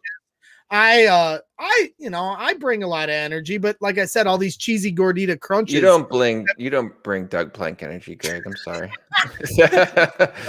Like I said, it's just so funny. The last time we talked to him in the summer, he sent me a lengthy text about how much the interview meant to him, and it just blew me away. I was like, man, this guy is just. I love that kind of passion. As Alex just 67, said, yeah. Doug is 67. Yeah, Bearman. Don Wachter in the house. The Bearman, the Hall of Fame Bearman in the house. That's right. And we appreciate you, Bearman. I got to get you on here too. I knew this was going to be a long show, or else I would have tried to make a way to another fit you man in. whose passion is unrivaled. Yeah, Mr. Bearman. You're next on the list to come on because I want to talk to Don about his experience this year, having to sit home and watch these games and not be able to go. It wasn't fun for any of us. And I can't wait to be able to see Don and Paul back out there where they belong, in their tunnel, so in the north end zone. So, again, thank you, Don, for introducing me to Doug, because it's been a lot of fun getting to know him. But yeah, there he is, giving a call back to thank me for having him on the show. It's just so silly to me, that idea of that. And even like the other night when we had D'Lo Brown on, and for those of you that missed the D'Lo Brown interview with World Wrestling Federation, great interview. Great interview we just had 2 days ago, back to back, Doug Plank and D'Lo Brown. And if you want, check that out on Facebook. I got a group and a page, obviously, and then on Twitter as well. You can find it. You can't find it on YouTube because WWE cracked on me because I was getting too spicy with the footage I was sharing. But I thought about showing Doug this because I feel like he would really relate to this guy. We're going to kick you in the teeth. All right. And when you punch us back, we're going to smile at you. And when you knock us down, we're going to get up. And on the way up, we're going to bite a kneecap off. All right. And we're going to stand up. And then it's going to take 2 more shots to knock us down. All right. And on the way up, we're going to take your other kneecap and we're going to get up. And then it's going to take 3 shots to get us down. And when we do, we're going to take another hunk out of you before long. Yeah, you should have played that for Doug. I feel like Doug would respond to that. See, Doug is more genuine, pure. That seems a little orchestrated to me. I'm sure Dan Campbell is a pretty rah-rah, tough guy like that. But Doug is just Doug. He's the man. Yeah, he is. And I appreciate you, Alfred. I appreciate everybody that tunes in and supports this show and what we're doing here and what Jake and I and Johnny started here this last summer. It's been a lot of fun, all these different fans. And now we got to have a full football season and had a lot of great guests, Tom Waddle, Patrick Manley, Doug Plank, and all these great beat reporters that cover the game. I've been getting a lot of crap on Twitter, Jake. People think I'm the analyst. I'm not an analyst. This is a show for the fans. It's for me and you, Jake, to be able to have the opportunity to interview these people, share our experiences, share Johnny B's experiences, and talk to people with the know. When we get back to game, I was just at the Purdue game here yesterday. I'm going to share those experiences from our photos and videos and our opinions. But we're not the analysts. We're not the end-all, be-all. We have opinions, and for some reason, people want to hear those. And we appreciate those that do and support what we're doing here because we're having a lot of fun, no doubt about it. So I will play because Johnny B was just on it. It was his little Johnny B for 3. Get his picks out one more time. I'll play his picks one more time for those of you that are still tuned in. Johnny B, who is at the Super Bowl, as you just saw, he's our gambling aficionado, and he gives away 3 picks every week. So here are his bets for the Super Bowl. Johnny B for 3. Johnny B coming at you with your Super Bowl edition of Johnny B for 3. My number 1 pick is Patrick Mahomes. Showtime, over 325 yards. I like it if we're winning. I like it if we're behind trying to catch up. Minus 112, $112 bet will win you a $100 bill. My second Johnny B for 3 pick is going to be Travis Kelce, anytime touchdown scorer. He's scoring like crazy. I think he's going to do it again, especially if they try to shut down Tyreek. You want to get crazy, try and go for a double dip on Kelce as well. And my third Johnny B for 3 pick is going to be McCall the Jet Hardman. It's kind of an unknown little bit player that doesn't get a lot of the limelight sometimes, but receptions over 200. 2.5. 3 receptions is going to pay you a plus 115. I like the positive odds there. And of course, I like the Chiefs, but I'm not going to put them on one of my picks because you guys will be like, oh, I'm going for Brady, whatever. But I like the Chiefs all day, and I like them big. Let's go. Woo! Can't catch a cheetah. Got that little smile at the end, that little smile. Team was killing it, winning Super Bowls left and right, or at least going to the Super Bowl. Man, these two.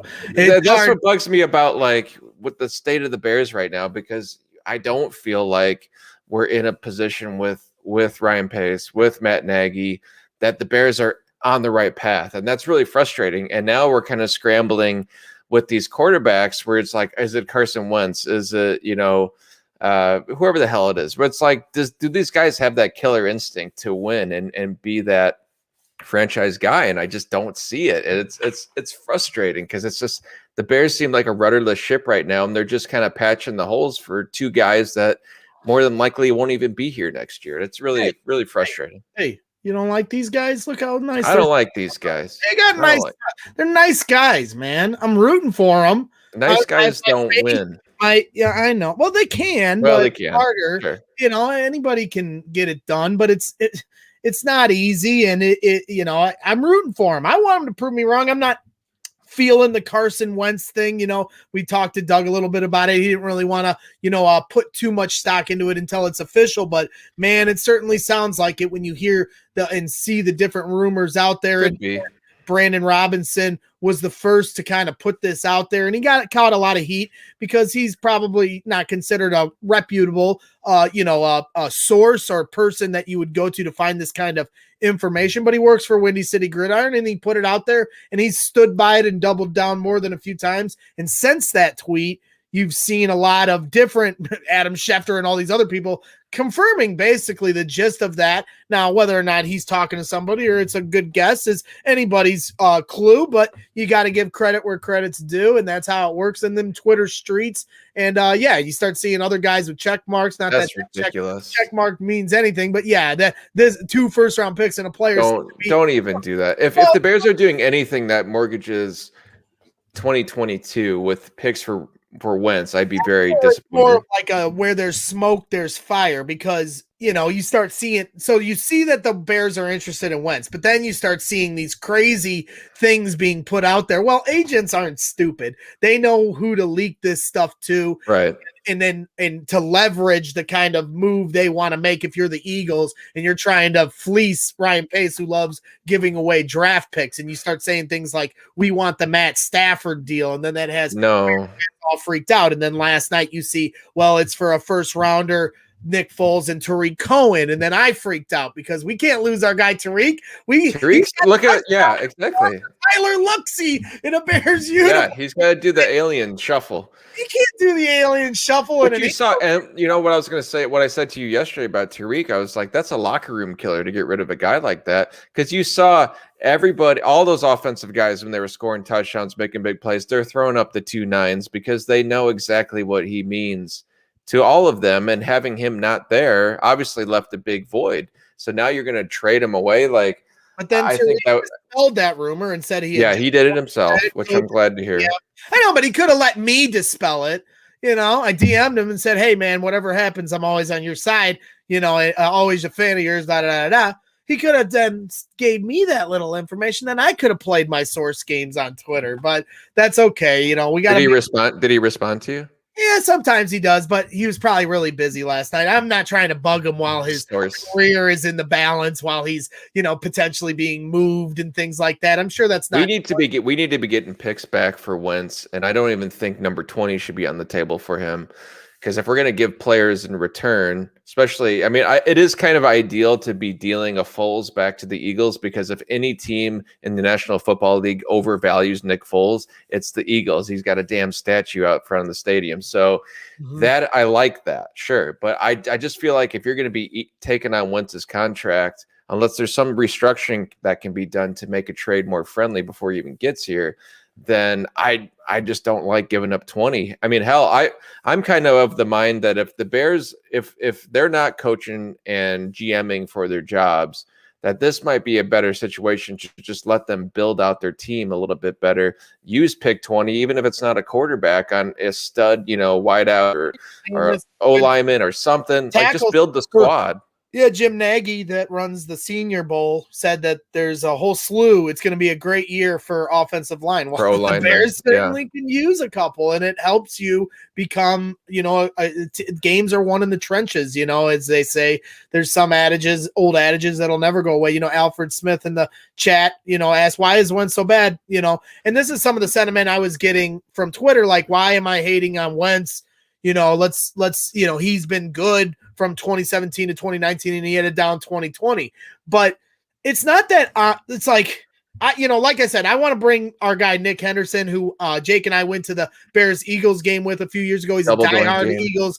Yeah, I wish I had the video for you as we say that. But Nick's a diehard Eagles fan, watches every snap, goes to a million games. And he'll know everything. And to me, I've watched Carson Wentz because Nick's my good friend. And I had like 4 Eagles on my fantasy team. I'm locked into the Bears. So to sit here and act like I've watched every single thing in Carson Wentz's career and can tell you the whys and hows of why it hasn't worked out for him. But all I know on my surface of what I've seen with him is it's a decline. Jalen Hurts took his job last year. The Eagles were a mess. And then I start hearing the Mitch excuses for why Carson wasn't good. And that starts to scare me because we've already done this with Mitch, and I'm not ready to do it for another quarterback that I don't know as much about. I see other people go, well, he was so good a few years ago. Great. Theo Epstein had a great saying when he came to the Cubs. I'm acquiring players not for past performance, but for what they will do in our future. You don't sign a player because he was almost an MVP 2 years ago. You sign him because you believe he's going to be an MVP for you next year. Right. And so I'm not there yet with Carson. I'd have to see this. I'd have to, for me as a fan, when I go from football to baseball to basketball, and just it's just like the seasons in the year from fall to winter to spring. I move to each sport, and I normally have to go to camp and see these guys before I start getting hyped and getting chesty about my Bears. You can feel that kind of stuff once you see them play. I'm not going to spend all offseason hating on Carson Wentz if they acquire him, but I'm also not going to be throwing a ticker tape parade like we just fleeced the Eagles. They're getting rid of them for a reason. So I want to see compensation is everything. And I'm not hating on Carson Wentz. I think he's done, well in the past. Last year he was terrible. I don't know what the hell's going on because you got players coming out saying the same offense we play now. Yeah, you got Eagles players coming out saying that the problem wasn't Wentz, the problem wasn't Peterson, the problem is still there. That's what came out yesterday, and that just must be Howie Roseman or whoever else, Jeffrey Lurie. But I don't hate on Carson Wentz. If you can work something out, fine, good for you. But it's just a matter of compensation for me. If you're mortgaging, potential for our future by bringing in a guy like Carson Wentz and you overpay for that doesn't sit well with me. I'm not saying he can't. And Alfred, the reason he didn't get MVP is because he got hurt, but he's been hurt every year now. He hasn't gotten back to what that MVP level we saw. Now, somebody that was browbeating me for not getting my pom-poms out for Carson like I did for Mitch for 3 years, holding his water, as people are saying. I'm sorry, I'm not carrying Carson's water just yet. Let me see him in a Bears uniform before I start playing the fanboy card, as I always do. But, to me, he's right. He didn't win the MVP because he's gotten hurt, but he hasn't been the same since. So, I did see, like I said, somebody said, 2 years ago, 2019, I believe he had 4,000 yards and 27. Well, that's better numbers than any Bears quarterback has ever had. So, I'm not saying Carson's, I know I got Chubbs in the chat, talking about Mitch. I'm not talking about Mitch anymore. I know Mitch I had him in a couple of tweets. Mitch is done with the Bears, so I'm not talking about that anymore. They're not going to get him. I think will I keep an eye on Mitch? Go ahead. The one thing about Wentz that bothers me is his mentals, because you had a guy that was playing a really good, had a really good season, got hurt, and then you have Foles step up and win the Super Bowl. Now, when he came back from that, you're going to have to be killer instinct and just go balls to the wall and be the best damn quarterback you can be. And that didn't, it seemed like that was a big cloud over his head. Like he didn't step up in the face of someone else stepping in and winning your championship. And now they and want so that and now they want to trade him for Nick's going to be the guy coming back, which is irony at its finest. And it's like, yeah, I don't, like, do I, in a stupid way, it's like, do I see Doug Plank in Carson Wentz? No, I don't. Like, but that's the sort of killer mentality that I want whoever's here. Like you said, you admire things about Mitch that you didn't see in Cutler, but Cutler had more physical abilities. Well, you want the perfect specimen at quarterback, and I know that's a really hard thing. There's only about 4 of those, and we passed on 2. But at the same time, it's like, because of that, do you just give up a bunch of assets because you need somebody? There's a lot of arguments going on right now, which it's like, well, if it's not him, then who? Because we just need somebody, and that's a shit attitude. They were getting Carson for a 4th round pick. Maybe my excitement level would be different, like in the way Ryan Tannehill got moved or something like that. We're talking about giving up, Tariq Cohen, who's a piece to this roster. I know some people might have negative opinions of him. I certainly don't. I think he's a weapon who can be used in different ways. If you had a coach that knew how to use guys, I guarantee. The Bears missed him a lot last season. Yeah, absolutely. He's a check down dream for any quarterback. And so it's like, for me, it just worries me because, Wentz played in the same system in Philly with a coach that won the Super Bowl in that system. We got a coach that hasn't figured out how to run this system on his own. Now you're going to bring this quarterback who needs to be fixed. And Matt Nagy hasn't shown that he can fix guys. Look what happened with Mitch Trubisky. So, but I'll let it play out. I'm just not going to be, there ain't going to be too many pom-poms. I'll be watching the Cubbies until spring or training camp starts. And then we'll have to wait and see, as far as Mitch, is better than Carson. Yeah. If next year, it wouldn't surprise me in the least, depending on where Mitch goes and he's flourishing for the Saints or some shit while we're screwing around with Carson Wentz and he sucks. That stuff is the life of a Bears fan, but I'm over talking about Mitch. I would be surprised if Mitch did that, but at the same time, he's not going to do that here. So just forget about it. Yeah, exactly. You know what I mean? So I'm not. Yeah, I know. I still see people playing the Mitch argument game, and I'm over that. I'm moved on. Yeah, that's what bothers me about Matt Nagy is I don't think he's the right guy, especially when you're like, hey, you were brought here to run a Chiefs style offense and bring that high powered offense here, and he's absolutely failed at that. And now it's just like, well, we let Ryan Pace make our football decisions for us, who we're also supposed to be evaluating, who also gave us Mitch Trubisky over Watson and Mahomes and a slew of other bad decisions. And it just seems like it's football malpractice going on across the board. And it's really, really unfortunate. Yeah, I agree. So, we'll see. It sounds like it's close to being a done deal. I'm nervous for how much we're going to give up. I mean, I heard maybe the first round. Yeah, I heard maybe the first. Well, yeah, but then, yeah, we'll see how much Indy's willing to give up compared to the Bears. I've heard some theories that maybe the Bears will give up not this year's first round pick, but next year's. That'd be stupid. I agree. What if Carson Wentz blows his knee out week 1 and you have the first overall pick and you're giving it away to the Eagles? Like, if you're going to give a pick, you give it now and you give it to 20 because you actually know what that value is. But you do not give future high first round pick for that. I would be pissed. It's an interesting way of looking at it for sure, because that's certainly why they'd want next year's first round pick, because there is the potential of a higher value there, 100%. Right. And if you're the Bears, you're trying to pull the Khalil Mack on them, because that's what Khalil Mack and the Raiders did. They had the choice between trading Mack to the Packers or us, and they deemed the Bears to be the team that they could get more value out of their draft picks. Well, then the Bears went 12-4, and that didn't work out the first year that way. But then the second year, 8-8, it got a little better of a pick. But and that's the other thing too. The Eagles are not afraid, probably, to deal Carson Wentz within the conference. They're not afraid to deal him to the Bears. Like, it would make more sense for them if they really valued the player that Carson Wentz was, and knew that he had that raw talent. You'd want to ditch him out the Colts, so you don't really see him, in the playoffs or in the conference championship or something like that. you'd want him out of the conference. And that also speaks to, Well, I think, just the lower quality player that he is. Well, exactly. And you said you heard rumors that the Eagles were saying the problem still is in the organization and Doug Peterson and Carson are gone. Well, that's what scares me too as a Bears fan. Two things. One, they wanted Stafford first. They didn't want Carson Wentz first. They tried to get Stafford. They didn't get him. So now we're moving on to Carson Wentz, the next also ran, or whatever you want to say. And it's like, well, they ran Doug Peterson out.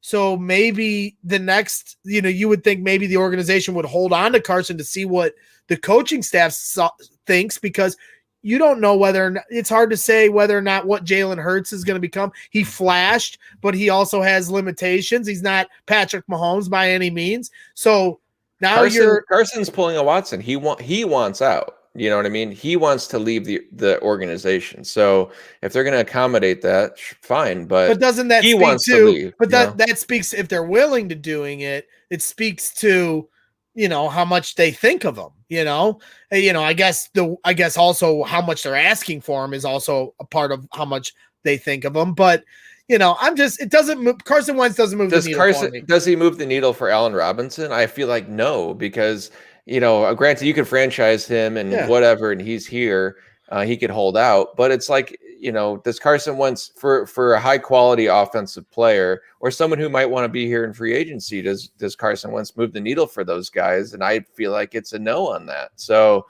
I don't know. I mean, that's like Kaplan had an argument up today where it's like, if not him, who are you getting? And I feel like the only reason we're having this conversation is because you have two lame ducks at GM and head coach, and that's why you just have to get somebody. If you had the right guys in the building, you wouldn't just have to scrap together a quarterback this year. You could build the team and figure it out down the line, and maybe it even doesn't even happen until next season. Right, because that's what I was tweeting about was, maybe if they had a rookie head coach and they were just going to focus on the draft, and somebody falls to you at 20. I don't know who. I know everyone says all 10 quarterbacks are going to go before 20.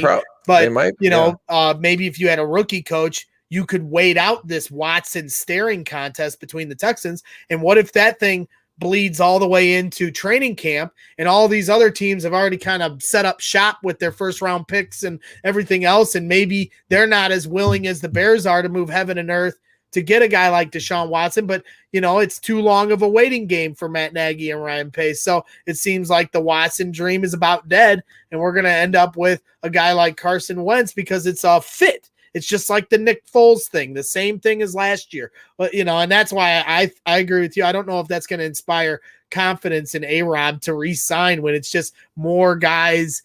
I wouldn't be surprised. Honestly, I wouldn't be surprised to see Watson just, if they're not willing to deal him, that he just holds out. And he just doesn't play the season. I think it's reached that level of tension 100%. And in that regard, time heals all wounds, but it could also in that get regard, worse. I would rather play chicken all the way down to almost the training camp starting. Exactly. If I was GM, Watson. I'm the crazy ass. If I was GM, if I was GM or owner, I would have already fired these guys. And then I would have told this guy, all right, get ready for the draft. Nick Foles, I can't stand. So I probably would have got him out of here. But, you still have that veteran backup. Not all backups aren't good, or they'd be starters. So, but I would play that chicken game. If I was the crazy owner, I would wait this out because I wouldn't believe that any other team is going to wait out as long as I want to wait out. Yeah. And then and then I'm sending people in the back door to tell Deshaun he's the only guy worth it. And honestly, if Matt wants to play the waiting game, and they want to play the waiting game, then I know that Alex Smith is under contract, I think, with the Skins or whatever, or I'm sorry, the football team. So in that regard, maybe you could give them a low flyer and get Alex Smith in here for the season or some crap. But the only guy that I would want to give up picks for right now is a Deshaun Watson. If that's not going to happen, then I'd rather try to figure things out through the draft and just roll with Foles. And I would do that because I'm thinking long-term. I'm not thinking about trying to save my ass. And this is the season of trying to save Pace and Nagy's ass. Pace and Nagy's ass. And that's very unfortunate. Exactly. They're snow dicks. It's very unfortunate for Bears fans that basically we're just watching them scramble to save their own asses. And it's not a good position. I agree. I completely agree with you. How about them Bears?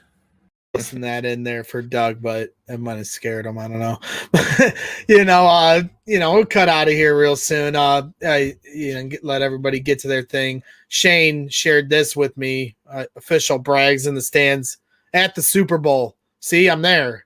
He apparently he Is that a cutout? Oh, he just photoshopped it. Oh, I wish okay. he wasn't nice enough to buy the cutout. He just makes mean tweets. How much are those cutouts? Like $1,000 or something? I don't know. That's a good question. I know they have way more cutouts today. You could see the zip ties, so maybe that's how they're gonna separate fans. Johnny will have to be sitting next to some cutouts. When I was at Mackey yesterday, and it was a really cool experience. I had our first ever credentials for if you see, it's maybe hard to read. You can read my name, but underneath my name on this media pass, it says Brags in the stands. And honestly, it sounds silly, get a little choked up even saying it, but we're working hard here, having fun, doing this fan media. You're gonna get emotional? Trying to corner this fan media market. Everybody wants to be writer media, analyst media, professional media. Well, look at what Barstool's doing. They're fans. They've built this juggernaut over there doing all sorts of crazy stuff. I got my own spin of what I want to do here, and for the people over at Purdue to respect what I'm doing and not just treat me like I'm a nobody and give me that media credential meant a lot. To see my name on that. You could be a hand model. Look how Ex- good your hand looks there. Really? I got like sausage fingers. I'm totally kidding. You dick. I was gonna say my hands are beat up. I'm a bricklayer, so I know. but yeah, it was really cool. I have a couple videos here I'll share because next week at some point I'm gonna try to book a good Purdue guest and go over kind of some of the experience I had watching Purdue beat Northwestern, get back on track. Sasha Stefanovic, our guy, as you see over my shoulder here, hanging on the wall of fame. First game back from being on the COVID list, got the team back on track. He was getting his sea legs back, so he didn't have some big offensive output or anything like that. But these freshmen are rising stars. We've talked about it a few times on this show, and they had 53 of the 70 points, Jake. 4 freshmen. I mean, they're really balling right now. So I want to share a couple video here, but we'll do the full coverage here for a future episode. But here's some Brags in the stands coverage coming right at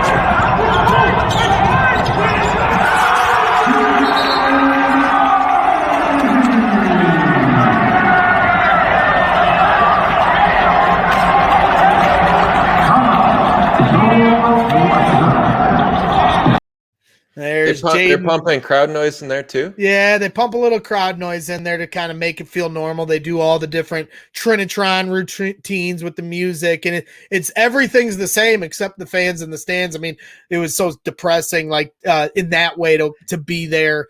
It's not the same. It was an honor and a great experience for me to be there, but I want the energy. That's why I go to games. That's why we went to the playoff game, to see Cody Parkey make that kick. So we all go crazy and there's bedlam on the lakefront. That's what I want to be a part of and videotape and share with all of you. And to be there with nobody there, it's not as fun. I mean, I'm rooting for the team's success, and that's ultimately the most important thing. But they pump a little crowd noise. They try to make it as normal for the players as possible. I mean, I feel bad for these kids too. Jaden Ivey, what a huge moment there. Throws it down on a transition breakaway dunk. And normal Mackey settings, that video, the house collapses and everyone's going crazy and they might win that game by 35 points. Instead, there's no crowd. There's no real momentum, energy that's built from that. So it's a little bit of a curveball that these freshmen, all these players have to deal with no fans in the stands. So I feel bad from that regard.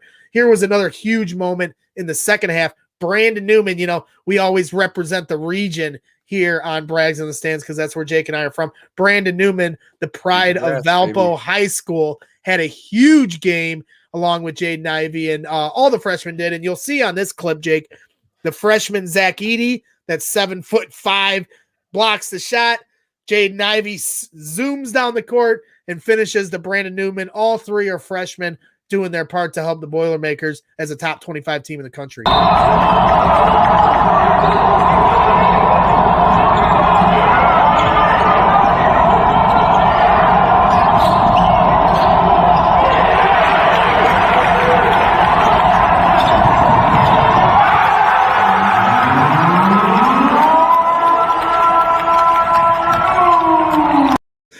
Oh, man, it was fun to be able to shoot the shot. So I wanted to share a little bit here. This is a Super Bowl special, so we won't go into the basketball too much. Did you have to keep yourself restrained and not? I didn't say a word. I tried to be as unnoticeable as possible. Bobby Riddell, who was a guest on this show, play-by-play man, color analyst for the radio Purdue men's basketball team, and I saw him there. I took a little picture while he was doing his work, and then he figured out I was at the game, so we were exchanging some DMs, and that was pretty funny. But yeah, it was a lot of fun. That was the funniest part of that clip was after he dunks it, you see Newman and Ivy. They're just so excited to do everything they do, and they get the dunk, and they're going crazy, and there's Sasha on the sideline like, get back on defense. It was just really funny to see some of that rookiness coming out. You get a little like getting so excited. Yeah, absolutely. So Bragg's in the stands. I'm not just a cutout. I'm a person in the stands with credentials, baby. How you like them apples? I had a guy way back in the day that we went to high school with. His name was Mario, and he was a hater, so he had to get blocked on Facebook. But one time he said to me a long time ago, Greg, I don't know why you always are posting about sports. You aren't media. You aren't sports media, Greg. And well, Mario, now I am. So how do you like them apples? Suck it, Mario. How do you like them apples, Mario? Dick, Mario. Yeah, how you like it? So what do you think, Jake? You excited for some Super Bowl commercials? I've heard some different ones. Maybe a Cookie Monster one is on the way tonight. There's a Wayne's World that's coming. I always love seen a couple teaser Wayne's Worlds. So I'm excited for that. That's a Chicago roots. Yeah, that'll be fun. I'm trying to get a little gambling action going. Me and Elizabeth are going to be setting up some DFS lineups, trying to get Bovada going. But did you text Johnny yet? No, I'll do it after we're done. I'm always texting during the show. Trying to get some of that together. But yeah, it'll be fun. I'm not looking forward to the weekend. I'm not looking forward to that because they've oversaturated the shit out of that. His hit song. When they were sharing that one picture, he looked like he had just got his ass beat or something. That's part of his shtick. Okay, because I didn't know. I've never seen him. I've heard him. Then I saw that picture. I was like, "What is this? He looks like a zombie or something." The other thing I love about Super Bowls is not just the commercials, but the movie trailers. I always used to get really excited for different movie trailers, and I've heard there may be a Spider-Man movie trailer that comes out tonight. I don't know who the hell this guy. Who's this guy on the right? That's what I was about to ask you. Is that Fist of the North Star or some shit? I don't know what that is. I don't know. Somebody maybe in the chat might know who this guy is, but yeah, I don't know who he is. But apparently, look out for some Super Bowl, movie trailers tonight. That's the other thing I really enjoy is those two things. So I watched that Little Things movie with Denzel and sucks ass. Yeah, terrible. I've heard some people very that disappointed. Love it. Very, very disappointed in it. But that's me. I'm very critical. Yeah, but everybody that was here watching the film, there was about 5 of us. Everyone hated it, so it's not just me. Okay, but to each their own. To each their. One thing that's very disappointing to me that I will also touch on is that the Bears could have had Jason Light and Bruce Arians, back to back pretty much to be running their team. And Bruce Arians is a guy that kind of reflects some of what Doug is talking about to me. Very hard nosed, very guy that you want to win for, no bullshit. And that I feel like he would have been the absolute perfect coach for the Bears. I remember when they chose Mark Trestman and got so pissed off about when you had Bruce Arians right in your hand and you choose a Canadian football coach to run the charter franchise of the league. It's like, oh my God. Yeah. The Bears have just been making bad decision after bad decision ever since Lovie Smith. 10-6 fired Lovie Smith because it wasn't good enough. And now it's been a downward spiral trying to catch up to that level of respectability. So we haven't seen it. It's unfortunate. But we are excited for our guy, Johnny B and Abby. You saw him jumping around, and there they are from the AFC Championship days. I just want it to be a good game, but I guess since Johnny B is on our show, I probably would have been rooting for Tom Brady and also maybe even betting if somebody want to bet $20 on the game or something. Because I do feel like Tom's going to make it interesting, but I am rooting for the Chiefs for Johnny B. They're our Super Bowl, Johnny B and Abby. They're our Super Bowl correspondents. Johnny B's a staple of this show, so I'd be a dick if I wasn't rooting for Johnny to take it home tonight.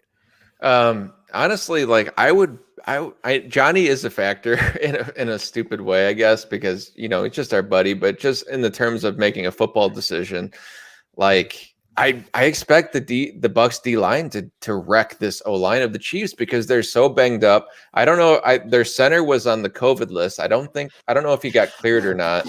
But the O line is really banged up, and the Tampa's D line is stout, and their linebackers are tough. And I know the weather is going to be perfect, and that kind of works in the Chiefs' favor. But man, the Bucs D is really good. And you saw the Chiefs almost lose to the Browns. Browns gave them a game. The Bills didn't. Bills weren't about quite ready for the moment. So the Chiefs are capable of steamrolling a team or two. Last year on their run, I don't believe they steamrolled anybody in the playoffs. Johnny would have to correct me if I'm wrong, but I believe all those games were a battle. The Niners gave them a good fight and ultimately couldn't do enough at the end, to seal it. They had a 2-score 10-point lead in the fourth quarter with 9.5 minutes to go. If I had at that moment bet the Chiefs to win the game, we would have won thousands of dollars because we were all talking about it, doing the live action betting stuff that we were doing. And I might try to get into that tonight with Nick Henderson, my buddy, who's all into that. And I know you're talking about the DFS stuff. So that's going to be maybe an outlet that I'm going to try to garner some interest into the game, but I just want it to be a good game. Like Doug said, let's have a storybook ending, whether it be Tom Brady taking down the kid and it's a shootout with a game-winning touchdown, or even the passing of the torch moment and Patrick Mahomes, taking down the GOAT. Either way. Last time they played, it was a 3-score game, and I would anticipate this one will be a 3-score. Well, I certainly hope not, because that would suck. And there's been a few Super Bowl blowouts, and none of them are any fun, because then you're just delegated to the commercials and the. I'm sorry. I said that wrong. I meant 3-point game. Okay, so 3-score. Last night it was like, I think the last game they played, Tyreek Hill had 27-24. I expect it to be a 3-point game today as well. That's what I meant to say. I'm sorry. So 27-24 is your final score prediction? No, it's not. I just mean I think the differential is going to be 3. Chubbs, our upset aficionado, has got the Bucs winning. We'll see if he ends up being right, but he's got the Bucs. He's always the upset king, so you have to expect that from him. Do you have a final score prediction and a team you're picking today? It's a tough one. It's it really tough. is. Like if I were betting a spread, I would bet Bucs +3 for sure. I think that's what the spread is right now. I would take Bucs and the 3 points because I think that is what the differential is going to be. But it is so hard to pick against the Chiefs, and I feel like if any team's can scheme around their lack of offensive line, it's the Chiefs. So I wouldn't be surprised. I know they're hard hitting safety Whitehead. I believe that was hitting last week. He's going to give it a go, right? And then who's their other safety that got hurt that didn't play in the AFC Championship that we were going to draft? That's had a great year. And his dad, Winfield, Antoine Winfield's kid. He's been amazing. I'm not sure if he's playing today either. I think he's trending in that direction. Yeah. So. Like I said, I know that Whitehead dude that was like laying people out and forced a fumble. But here's the thing: like the Chiefs' defense has been playing really good too, and Tom, I mean, in that NFC Championship game with the Packers, he was lucky that he can throw those 3 picks and still come away with a victory. That's not going to fly today. So. He's going to have to be good himself and not just lobbing shit up in the air. 100%. Well, I think that about wraps this up. ESPN 1000's got a fun big game pregame show they're doing on their Twitch channel that I'll be in the chat messing around with people. So if you're still looking for more pregame talk and all that, I'll probably be over there screwing around with you guys. I want to thank everyone for tuning in, hanging out the whole show. We got Ron Rupp now still hanging out. Alfred Smith, Sarah John, Chubbs82, our loyal listeners, and everybody else. Thank you to everybody that tuned in for this amazing show. Thank you, with Doug. None other than Doug Plank former Chicago Bear, legend of the Chicago Bears. And man, did he bring the passion today. If you didn't get to got a little, the whole, got a little Craig Stelz to him. A little bit of Craig Stelz, but much more game than one Craig Much Stelz. more game. Much More game. But yeah, that long hair don't care right there, buddy. So we appreciate Doug again. I want to thank him for all the time he gave us and all the passion he brought awesome. to the show. And then here for the today. additional phone call. Talking about the addition. weights. Yes, this man has just never stopped. His engine never stopped. All gas, no brake. Also want to shout out D'Lo Brown from Friday night. Make sure you check out that interview. Awesome. He was amazing. We were just as shocked as he was on his face there to have him on talking about his European championship and Intercontinental Championship, a diehard Chicago Bears fan, and a lot of fun. So make sure you check that interview out. It's on Facebook. It's only available on Facebook and on Twitter. You cannot find that one on YouTube for reasons we don't need to get into. But also want to thank my guy Trey Tunes for coming on Friday. He was a lot of fun. He's going to be back here next week when we're chopping it up, doing some things. He's doing some things on his Twitch channel today, so make sure you check out my guy Trey Tunes on his Twitch channel, talking sports and playing the hits. They do a lot of fun music on that channel. So enjoy your Super Bowl Sunday, everyone. I'm pretty sure I thanked everybody. Thank you to Johnny B and Abby. Best of luck. Go get your Super Bowl so we can talk all about it next week. And that's about it for Braggs in the Stands. For Jacob Hovanek, I am Gregory Braggs Jr., and we had a lot of fun talking to Douglas Plank here on Braggs in the Stands. So we're going to check it out. Check out the Super Bowl and enjoy our day. Have a good night. Have a good day, ladies and gentlemen. Go Chiefs. Go get one, Johnny B.